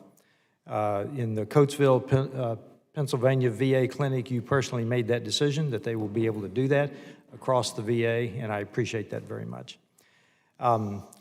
I'm glad that you are refocusing the VA from an employment agency and a mortgage company back to veterans. I will tell you that we're used to in this committee the VA coming to us and telling us what inputs they have put, what they've done, what they've spent, but very little results, very little outcomes. So it's been a breath of fresh air today for you to tell us what you are actually achieving. And I know that you have responded to what we call the lies of the left multiple times today. They've used the word fear, they use the word lack of trust, and you have responded every time to it. You've also had to tell us what the law is, because we've heard, it seems to be an issue that my colleagues across the aisle have it hard to understand that there are laws of this land that you are going to obey as you provide for our veterans. The complexity of the VA is not worthy of a yes or no answer in most cases. And I applaud you for working through that with them. The only question I have for you, and take as much time as you would like, is you've answered several questions on the electronic health records, but we've been told that it was going to be $50 billion versus the $9 billion that we've already spent. Can you just share with us the plans going ahead and take whatever time you would like, Mr. Secretary? I appreciate that. I wish I could, go into the, entire, because we're now looking at out years of a contract that should have been finished in 28 as it was originally done, and that is, frankly, not going to happen. I don't think anybody on this committee would take issue with that. So what we're looking at is finishing up the contract under the terms we have now, and we're actually actively renegotiating and trying to get more out of Oracle and others from their side to see how we can do it. And actually, so far, they have stepped up and agreed to many things. As we go forward, yes, there will be a time as we look forward in how to implement this past that 28 timeframe. As we go forward, I'm not at a position right now to say what those numbers would be, but they will be something that we'll share with the committee as we go forward. I weirdly wish we wasn't here at this point. This is an issue that it could have been handled a lot differently. I can't comment, and I know some discussion that we had earlier, which I respected, on the history of this program. I had no involvement in that, and so it may have gotten started bad, but I've been given the task of finishing it. I've been given the task of taking the mess and cleaning the stall, and so that's what we're going to do. I appreciate the work. Again, what was really also very disturbing to me, Congressman, is, and this probably emphasized more than anything what I'm facing as we try to make change at the VA, and that is what I've always known is that we've always done it this way before syndrome. And I've seen it across the board, and they come in, and when I ask questions, I feel like that have basically reverted back to childhood, and I ask why about everything. Because when I see stuff come in, like, well, why do we do this? Why is this happening? Why is this person not held accountable? And finally, I think our folks are getting to realize that I'm not just going to accept the answer that, this is what we need to do. We've had issues ranging from West LA. We've had issues ranging from, how we deal with our community care, how we actually, put in processes to make sure that our survivors are actually getting the care that they need. All this may not seem like the health records management system, but it is combined, because when I came into this, we had a VA who was basically, and I remember my first meeting on this, and I'm trying to be as transparent as I can be here. And then like I said, I just want you to know that when I first sat down with our people, it was basically, we can't move forward, we're not in a position, and we're not gonna make changes, and it's, everything's bad. And I said, well, that's not a workable position. It's not workable for this committee. It's not workable for the president. It's not workable for anybody. We're wasting billions of dollars here on a program that is not helping our veterans, and also right now is actually hurtful in some ways in the original rollout. So it took getting over that hump, and I'm very pleased to say that after the initial meetings, our staff and Dr. Evans, who I can't speak well enough about, because he took on the mantle, and he has been sort of, unfortunately, having to ride this through the storms, if you would, many times when nobody would listen and he was having trouble trying to get it through. He actually has taken that on, so I do appreciate his willingness to sort of redirect the team to say, how can we now get this to happen? And so your question sort of overlaps everything we've tried to do at the VA, is to say, look, let's take a fresh look at what we're doing, and fresh look at how we're doing it and why we're doing it. And some things that may change. Other things may not change. Years ago, an older gentleman who was in the church that I used to pastor made a comment. He said, preacher, he said, I don't want you to change. He said, we're making some changes. He said, just always remember, he said, I'll support you and we'll work change. He said, but before you move a fence, know why it was put up. And I thought to myself, at the time, I wasn't sure about what he meant by that, and then it made sense, is, sometimes you don't know what's on the other side of the fence.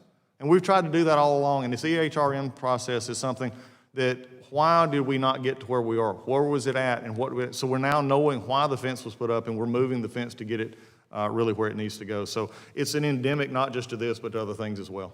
Thank you for that, Mr. Secretary. Mr. Chairman, I yield back. Representative Mays. Thank you, Mr. Chairman. I would thank the ranking member and Secretary Collins. Welcome. I look forward to working with you as we refocus the VA on what is always meant to do, serve veterans and not push social experiments. For the past 4 years, veterans took a backseat to identity politics, gender ideology, DEI dogma. Every dollar wasted on the woke agenda was a dollar stolen from real care for real heroes. President Trump has given you a clear mandate: in the circus, restore the mission. So let's talk biological reality, something the last administration ignored. President Trump has made it clear there are two sexes, male and female. They're assigned at birth. They can't be changed, and taxpayers should not foot the bill for surgical or chemical mutilation. How's the VA implementing President Trump's directives to restore biological reality and end taxpayer-funded sex changes? By doing exactly what the EO's called for, we're no longer doing that. We've stopped care. If they were currently in hormonal treatment, or they're coming off of it from DOD, they're going to continue that because there is some health issues associated with that, so that's not being taken care of. But we're not starting, and we're also not getting into sex change operations. Those are just not something that the VA is going to be doing. Yeah, what these people do to themselves, or doctors, is it's crazy, and it harms them physically and mentally. What steps has the VA taken to redirect money previously spent on gender ideology back toward actual veteran care? Well, I think what we're redirecting money back is to our, paralyzed veterans, amputees, moving the monies to where it can be best spent. And again, I think that's the overall function of everything that we do is making sure that our healthcare system is just my priorities, is making sure our veterans have the benefits that they've earned. DEI is out, equal opportunity is in. Equity politics and racial discrimination disguised as virtue and virtue signaling have no place at the VA. How many DEI-related contracts has the VA canceled, and what was the price tag on those savings? There were a number of contracts, and the total value that we saw on those contracts was about $6.1 million. And how has that freed up resources to be reallocated to improve veteran care? As we said, it went back toward allocation toward community care and prosthetics as we were looking for that. As an animal lover, I applaud the VA for ending painful, unnecessary experiments on dogs and cats. This was a bold step under President Trump, and Congress has since required the VA to phase out primate testing by 2026. What's the current status on phasing out animal testing, particularly on primates? We're on track to make sure that directive is met. In fact, in some instances, we may be even able to meet that goal sooner. Is the VA exploring any innovative non-animal research methods to replace outdated and inhumane testing on animals? Yes, we're always looking for ways to make the research as valuable to those that it needed, and also again, we're in an area in which prosthetics and that kind of information with amputees is something very central to the VA. Mm-hmm. So it is something we're looking at. And then what can other agencies learn from the VA's leadership in ending these cruel and obsolete animal experiments, do you think? Well, I think, judging from the reaction to Congress, also what the president has also stated and laid out, I think is just following the rules as we go forward here. Thanks to your leadership and President Trump's direction, the VA is finally being restored to its rightful purpose, delivering world-class care to those who serve their country. I look forward to continuing this mission with you. We wish you a lot of luck and many blessings to get the job done, and we believe in you. I yield back, Mr. Chairman. Thank you. Representative DeLuzio. Thank you, Mr. Chairman, Secretary. Long day. Good to see you here. And good to see you as well. I want to talk about clinical trials and some of the reporting on the impacts of whether it's hiring freeze, contract terminations, firings, or some combination of those things. So 2 Pittsburgh clinical trials, according to reports, had not started as of May 6th. These were to treat veterans with advanced head and neck cancers. Have either of those resumed or started? Well, one, they never started before, and they are starting now because we're now actually reaching out to veterans to be a part of this trial. Those were not, they had not been started before at this point, so you can't stop anything that had not started. So they've started since May 6th? They started in the last little bit. They're getting ready right now to recruiting veterans this month. Okay, so both of those have started. When were they originally planned to start? Because the reporting here is that these were delayed or stalled because of some combination of firings, contract terminations, probationary employees. Yeah, not that we're aware of it. And I think the interesting thing is here is before any of these other things got involved is they had not recruited patients for these trials. But just to be clear, when were these supposed to start? Do you know? I would assume they've been around before the hiring freeze, so it was supposed to start probably earlier. I'd have to get a direct date on that. I'm not going to try and guess. I'd appreciate a response on that. Okay, no problem. There are others that were identified in some of this reporting, specifically at VA Pittsburgh. I think 7 in total, including those 2 that I've asked about, that the impact, again, of whether it was firings, contract terminations, on and on, were that they stopped enrollment in several of these clinical trials, and these were to treat veterans suffering from advanced lung cancer, kidney transplantation, cardiovascular disease, and others. The reporting here is that the planned enrollment was 500, but as of, again, this reporting in May, only 75 veterans had been enrolled. Has that enrollment now continued, and are additional veterans being enrolled? No clinical trials have been stopped. There's been no cancellations from our decision on clinical trials. Those are still going on, so any issues in those clinical trials will be specific to that issue.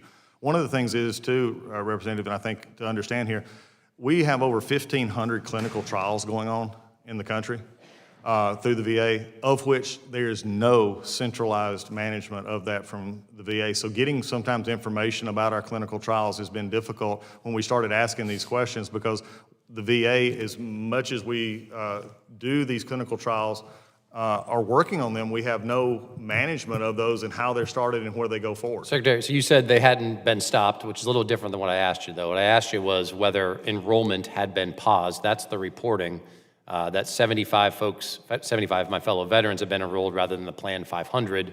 Again, the reporting is that enrollment was stalled during this period of firings, hiring freeze, contract terminations. Is that true? They've not started. As far as I know, they're still recruiting people for those trials.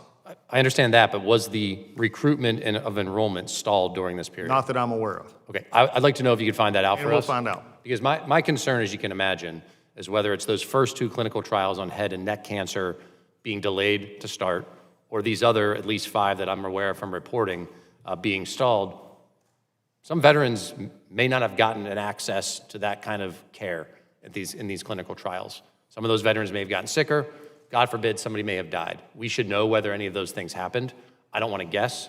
I don't want to put you in the spot to guess, but we should know that. Yeah, and I appreciate the concern there, but also remember, one of the things that I want to make very clear here is we've talked about this a little bit in going forward. The clinical trials are used to assess new treatments and new ways to going about it. These veterans were not, and I say this simply not because of what you said, and I'll be frank with you, but what I've heard from others, and they say that they were kept away from all health care. That's just not true. They were still getting the health care through the Pittsburgh VA, but the clinical trials that had not been started, especially in the head and neck cancer area, had not started. So I think there's 2 distinctions here we have. Well, but I'm willing to work with you to look at whatever we need. Great. I would love to know for each of those trials. And as you say, you're still getting health care, but it might be that clinical trial could be a life or death outcome. It might not be. Well, I think it's important that someone's got a chance who's in a horrible situation, advanced head or neck cancer. Yeah, I would hope that also, and Congressman, I would love to work with anyone in this committee also as we go forward, how we can actually streamline. This is something I'm looking at now as we've gotten into these conversations more and more on clinical trials, that we actually need to have, in my opinion, a better sort of command and control system so that we know where these are going on and if there are any issues that we can help with as we go forward. Because as you said, some may have gotten help, but also some may not have worked. And are we making sure that information is available across the system wide so that we know this actually worked, but this didn't? We don't have that information. And look, and we all know this, the research VA does has led to some really groundbreaking interventions and treatments for veterans. We have to continue that. I want to spend the last minute and a half or so about morale. I've and my team have heard from physicians and other folks who work at the VA. I've heard from veterans. There's been plenty of reporting and discussion here today about mental health care in particular, and some of the reports of impacts on the return to work and clinicians being placed in an environment where they can't have a confidential discussion with patients. I've talked to physicians myself and heard some of those concerns. I'll throw out an example of someone being put in a room where there's another VA employee that would betray confidentiality with a patient seeking mental health care, asking for headphones or a headset to be able to have some confidentiality, being told no. Should that happen? And if not, what are you doing to fix that? No, it should not happen. And I think one of the things is to remember is all our VA centers are secure facilities, and they should not be put back in. If they're coming back into work, it would go against, and I made this statement earlier, If they're being brought back in an environment in which they were not supposed to be, then that is a failure of the leadership to bring them back in, because it's also a direct violation of the policy of bringing people back to work. This is not something that we've looked at, and many times we've asked for incidences when it's been reported and then gotten back to it and it worked. So let me just be very clear. Yep. If they're coming, if there's an issue, we'd love to hear about that, but also it's a direct violation of the policy coming back to work to not be in an environment in which they're not supposed to be in. So if we have a supervisor who's doing that, And we in need the to 10 do seconds that. I have left, Secretary, if someone's raising those concerns, I'd love a commitment from you that they won't face any consequence for voicing an objection. No, and I think that we need to know, and I think this is what we've proven, and there's been areas in which there were some concerns, and we've actually made exceptions to say, no, the telework or continue off-work premise can do. Mr. Chairman, yield back. Thank you. Ranking member. Thank you, Mr. Chairman. Thank you, Mr. Secretary, for being here today. Mr. Secretary, you've testified that, quote, no one has discussed firing doctors or firing nurses, end quote. No one has discussed this. And that the 15% figure floating around is just a goal, not a directive. Then I need you to explain this spreadsheet that I have behind me. And we're handing you a copy of this spreadsheet. It was circulated by your own reorganization implementation cell. It asks VA staff to calculate the savings from a 15% cut to every VHA position, including frontline clinical roles. And it says cutting nearly 4,000 nurses, for example, would save $1 billion. Cutting 400 psychologists, another $110 million. The list goes on: health aides, pharmacists, housekeepers, etc. Now, if your testimony is true, that no one is looking at plans to cut these jobs, why did your team ask for this analysis?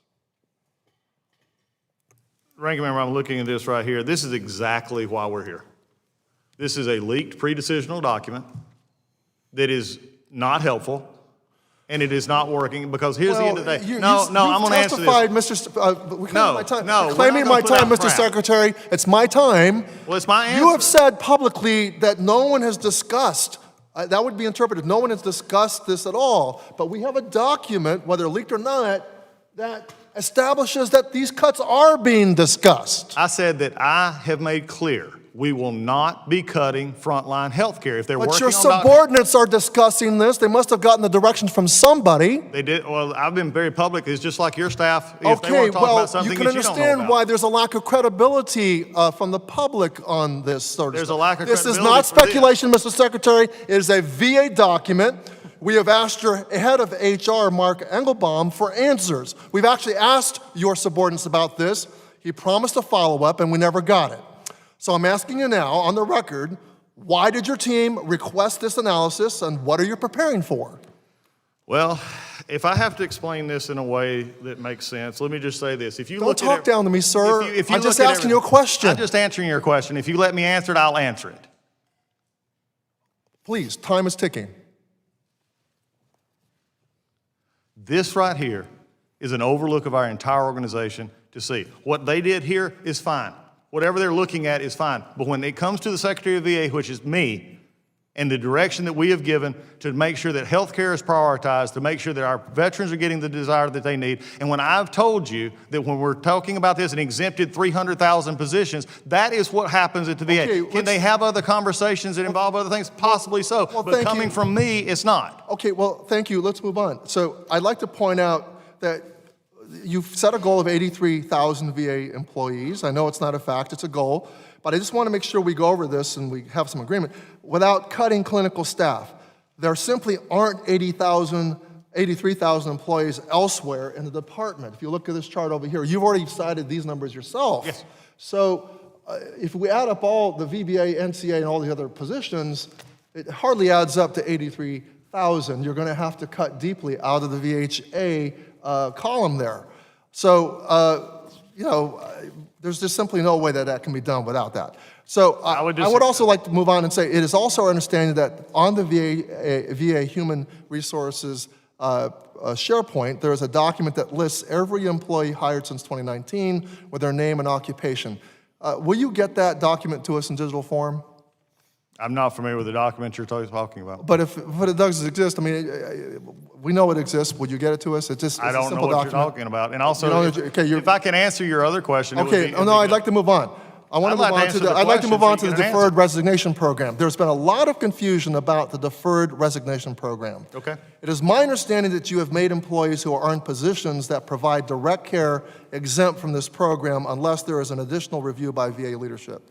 How many employees who directly provide care or support the provision of direct care have submitted requests for DRP, early retirement, or retirement? The last number I had on that was about 2,500. About 2,500, of which all of them will be probably, all of them are going to be denied. You're going to deny them. So you're telling me today that you're going to deny all of the clinicians who've applied for DRP. That is what we're looking to do. And I will say this, as we look at this, one of the issues of DRP is making sure that employees who want to be here or not, we're not looking to get rid of any clinicians. We're not looking to get anybody. In fact, we're turning That's it down. fine, I got it, but 2,500 clinicians have applied for DRP. You're going to deny those. We're denying those- clinicians, you're and that's denying- been- that's been But have talked you about. thought about why frontline staff are requesting DRP in the first place? To me, it's an indictment of your leadership that valuable clinicians that are hard to recruit, hard to onboard, that staff who loved serving veterans now want to leave. Well, have you looked at actually the ones who may want to leave and how close they are to retirement to start with? Have you actually looked at where they may be? I've not looked at those, but we're going to keep them in the system. So your question may sound, like it's ominous, but also you've not answered the other question, Well, who these people actually are. Okay, well, so fine, let's move on. Mr. Secretary, are medical center directors exempt from the hiring freeze? Medical center directors. Yes.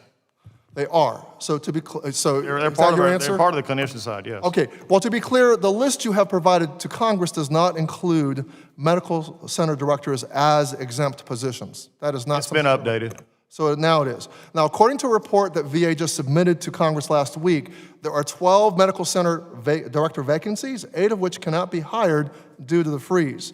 The chart behind me shows a page from the report with those vacancies listed and the status, which is that, quote, recruitment is on hold due to hiring freeze, end quote. We're working to fill all those. When we find those, we're working to get them hired. Many of those were actually predecessor to me. All right, well, this document shows that they're empty because of a freeze. So you'll commit to exempting medical center directors from the hiring freeze and prioritize finding leaders for those facilities as soon as possible? Already have. Wonderful. Well, Mr. Secretary, I just want to know, can we get a RIF plan before you execute it and not execute it for 30 days so that the public, veterans, and Congress can examine it before it's put into force? 83,000 is a lot of people to cut. We're going to provide everything we're supposed to under RIF to make sure you have every notification you have. Well, that's not the same as providing us with the draft plan so that we all can discuss it together. That's 83,000 is a huge change. And again, I wasn't able to answer your question because you didn't allow me to discuss the 83,000. Well, I'll take that as non-responsive. Thank I'll take you. yours as I not yield letting back. me answer. The gentleman yields back. So one thing I've discovered about today is that normally the ranking member and myself, we ask our questions first. So what has happened is I think we have questioned you to the point that I think we got a lot of answers of what my questions were going to be. So maybe I'm going to ask you this. What is something that has not been asked that you feel is vitally important to put on the record? Mr. Chairman, I think it's not what necessarily has been asked, but I think it is from the perspective of how it was asked. And this is the fight that you and I have spoken about, and I've spoken to many, and we just got through with it. And please hear me, to everyone here. I consider the ranking member a friend. We came in. We vehemently disagree on this because I think the problem we have here is something that I refuse to talk about in a setting like this, or where we actually have living proof of pre-decisional documents being leaked at basically even against section, the law of the land, that these are not supposed to be leaked. We see this. If they want to go to Inspector General, whistleblower, those are all there for them. But this is the exact reason I was asked earlier about NDAs. Okay, because now what is happening, as you sit here and we put up forms, we're continuing to fester this idea that there's no way we can do what needs to be done without hurting veteran health care. I refuse to accept that. Because one thing that was not accepted, and I was not able to continue, there are 409 positions in VHA. And when we look at that and you look at some of the areas that we have in VHA, which also includes call centers, which also includes staffing issues, they also include procurement, they also include HR, they also include processing of payroll, which these hospitals were not supposed to be doing. By the way, those numbers add up to significant amounts. What was not said just a minute ago is that just last year, the Biden VA in the VHA in their own internal documents stated that they could get rid of 28,000 people. This is the Biden VA 6 months ago. Haven't heard that. 28,000. Now, if you go by the numbers that I've been told today, oh, you can't do that without hurting health care, then we're saying the Biden administration wanted to hurt health care. No, I think they actually looked at the same numbers we did, Mr. Chairman, and determined that of the frontline healthcare, frontline disability workers and all, there is a lot of interest in looking at are we being as efficient as we should be. And I believe that as we look at this, you're going to find those answers, and that is why we have to do this in a very methodical way. Everybody wants to run forward and say, here, give me your plan, because you know what? Then they want to go out and say, you're going to cut here, you're going to cut here, and they're going to put fear in my employees, and they're going to put fear in my veterans. That's wrong. It's wrong. You see no other industry in this country who are making decisions about their workforce who do it in a way that we're talking about being told here. We're doing it in a methodical way. We're using career employees who've been there forever. We're actually looking at using consultants. We're actually using our political folks to get this into the record to say, here's how we look at this. Looking at the examples of private industry and knowing that we're not private industry. We're a veterans organization that gets to treat the best people in the world, and that is our veterans. We only have one mission, the veteran. But over time, we have gotten away from that. So when you look at these numbers, I have a question for anybody that wants to look at this. Why do we have a middle management, if you would, or a structure system that keeps our clinicians out from seeing patients? And then saying that if we look at anything of a doctor or a nurse who's not seeing patients, that we're going to affect health care if for some reason they wasn't around or if they quit on their own. I think what we're saying here is there's a large understanding gap that unfortunately has become political. I could go along almost every member except the new ones, because there's a lot of new on this committee, Mr. Chairman, and I can go from ranking member to you to everybody else and find quotes on the Senate side as well. VA needs reform, VA needs efficiencies, VA needs cost cutting, VA needs all these things, both Democrat and Republican. And then all of a sudden, you have somebody like myself who is just, and I say this in knowing that somebody will use it against me, I'm just a simple country lawyer from North Georgia who simply says, maybe we actually ought to look at this. And maybe we actually ought to ask the questions on why we have this. And why do the VSOs and why do others always seem to have issues that they want to get fixed at the VA, but all we do is continue to perpetuate the problem? I'm not willing to do that anymore. We can disagree. The president told me to do one thing, and that's take care of our veterans. And yet, in this time frame, which was not brought up, and we're going to bring it up even again, by the Biden administration, they changed the wait time issue to make it more transparent so that we, in fact, I got this last week when I said the primary care days. Let me just repeat this. It's worth repeating. Primary care rose from 15.7 to 24.3. Mental health rose from 14.7 to 20.4. 24 days for specialty care rose to 38. And the backlog, by the way, interestingly enough, in 2019, before the COVID, was under 60,000 on the backlog. Of course, it went up during COVID because we couldn't get our appointments. And it is still at 260,000 when I came in. In less than 100 days, we've actually brought that down 21% to 200,000, and it's heading south.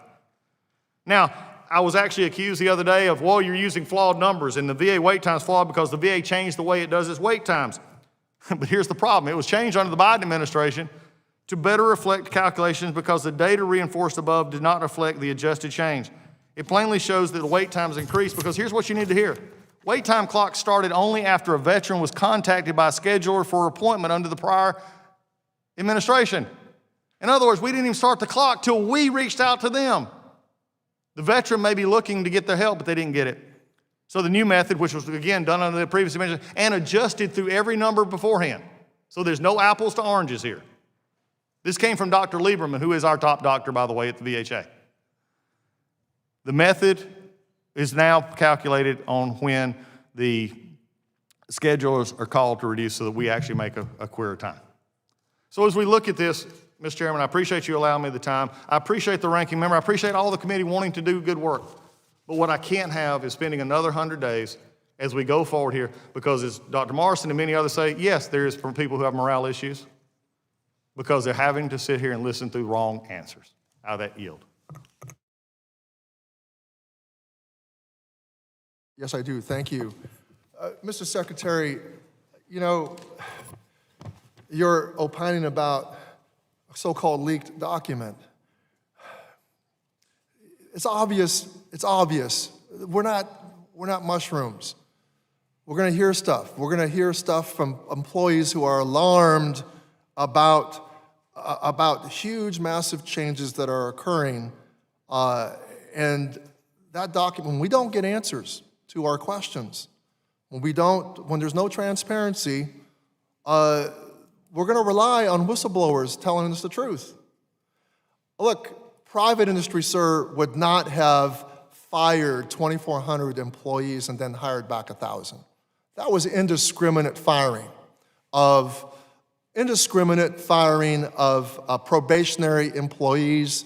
A memo went out, signed by Tracy Therrett, that said they were being fired because of their performance. And I questioned her, and she couldn't really cop to the fact that they were fired because of their performance. And I'm not even sure really that you personally authorized all of that, or whether it was someone from the Office of Personnel Management. And she in fact said that memo was actually not, even though she signed it, was actually not written by her, but was written by OPM, which does not seem like it came from the Secretary's office. And that, sir, was entered into evidence into a federal court. And that judge did indeed rule that they had to be restored, those probationary employees. That 28,000 employee cut that you were talking about from the Biden administration, the VHA, you know, is related not due to necessity, but because of a shortfall in the budget. And there was a huge shift in acceleration of expense in the community care account. So, you know, we need to have some space for some straight talk here, and we're not getting it here. Now, Mr. Secretary, I must say I was pleased to hear you say that you want to make the disability claims process easier to veterans. I was listening carefully to your response. I personally do not want to see claim sharks legitimized. And I'm not saying you're taking a side on that gentleman's bill, but I think we have some meeting of the mind here. We do need to, maybe we need to talk about some presumptives that would make the process easier and more veterans would get through that red tape. I'm all for cutting that bureaucratic red tapes, and so we share that goal. We do need to make it simpler for veterans to get care and benefits. And there are two really good ways to do that. One is to increase the number of presumptive illnesses, and the other is to automatically enroll transitioning service members into VA healthcare, as my legislation in the eVest Act does. And I look forward to your considering supporting that bill and to VA increasing the number of presumptions of service connection.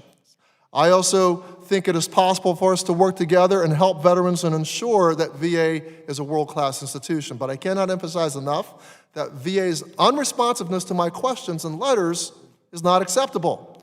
VA's recent habit of canceling long-standing briefings at the last minute is also not acceptable.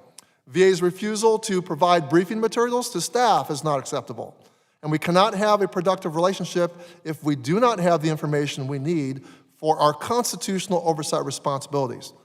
Now, when you told Ranking Member Ramirez that canceling outreach was not your intended policy, I take you at face value. So I expect that our follow-up questions about this outreach problem will receive responses with the same candor and attention.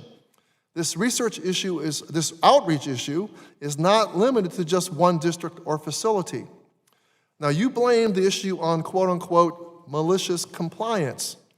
But sir, the buck does stop with you. And I know that's a phrase that you embrace. If policy is not being implemented correctly, then I say it is on you. If veterans and employees are scared and feel like they have to over-comply with a policy, that's on you. That should cause you to re-examine the policy as well, not just blame the staff. If you truly want to lead VA, accountability is where leadership begins, and you cannot expect your employees to be accountable if you will not be yourself. Now, another thing I just want to say is I've gotten concerns from my colleagues about this directive that any member of Congress wanting to visit their VA facility has to get it cleared through your chief of staff. And they're having to take that very literally. They're taking it very literally, based on all that we're seeing coming out of your first 100 days or so in office. That cannot stand. Members of Congress need to be able to visit their facilities, talk to their medical center directors, and be able to see what's going on. My job as an elected official and the ranking member of this committee is to represent the interest of veterans. We cannot answer questions from veterans or get them information if we cannot get answers from VA. We cannot represent veteran interests if we do not have the full picture of how their interests will be affected, and that is why veterans are scared. Now let me be clear, veterans are not scared because I or any other member of Congress asks a question. They are scared because you have made massive changes with no plan, no details, no accountability, and no transparency. If you truly believe it is quote-unquote fear-mongering to ask a question, then you should ask yourself why you, Mr. Secretary, fear answering our questions. Now, I am proud of the employees who have bravely shared their stories with us. We are relying on the courage of whistleblowers now more than ever. I'm grateful to the veterans who have shared their concerns, and I will continue to fight to ensure that their worries are heard and addressed. Now, Mr. Secretary, if you want to accuse VA employees of quote-unquote malicious compliance, I'd say you need to examine your role in creating a culture where VA employees feel like your directives to require them to implement policies that harm veterans. Reconsider the cruelty in your treatment of minority veterans. Reconsider your termination of collective bargaining rights for the hardworking public servants. Reconsider your role in ending critical programs like VASP, because veterans will now lose their homes to foreclosure unless you put a moratorium on those foreclosures until we can ramp up the partial claims legislation. Reconsider your pause of clinical trials, leaving sick veterans without the lifeline of hope. Reconsider how you have indiscriminately fired employees only to hire them back again. So, Mr. Secretary, I truly hope that you'll go back to the central office today and chart a plan to course correct. That plan should include complete and truthful answers to all of the questions you were unable to answer today, and a path to true partnership with both sides of this committee. And with that, I yield back. Thank you, Ranking Member, for yielding back. I want to actually thank the Secretary for being here and joining us today and answering every question that was put before him.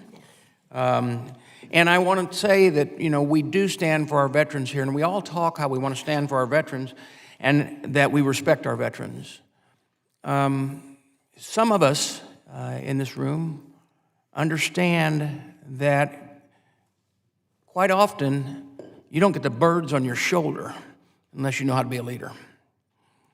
And I appreciate you for both jobs that you're doing, especially when people that question it have never even had a stripe on theirs. So I do want to thank you, and I appreciate the responses and your leadership during this transition. And while this budget request shows real progress, I remain concerned that the VA is still working through the consequences of poor budget decisions made under the Biden administration. The alleged shortfall last year was not the result of inadequate funding. It was the result of poor internal controls and a lack of transparency around how VA managed its accounts. Congress has always provided VA with the resources it needs, and we will continue to do so. But we need to understand that the money is being used, where the money is being used, and we need to be able to explain to the veterans that are taxpayers how it's being used. Some of those budget practices that we've seen in recent years, terrible account coverage, shifting obligations, have made it harder, not easier, to figure out where we're at as far as Congress. In the end, it hurts trust in the system. And I look forward to working with you. I thank you for your service. I thank the colleagues, for the most part, that actually dealt with the questions at hand, let you answer. I think a lot has been explained over things that we've heard in rumors that have flown around, and you've been able to answer them very well. We look forward to continuing to work with you, and we want to make sure, and then one thing that you say is the same thing I say with this committee. Remember, our VA is not about the bureaucracy of the VA. It's about providing for the veterans. With that, that's the best way to ensure that we can continue with the care for our veterans. With that, this hearing is adjourned.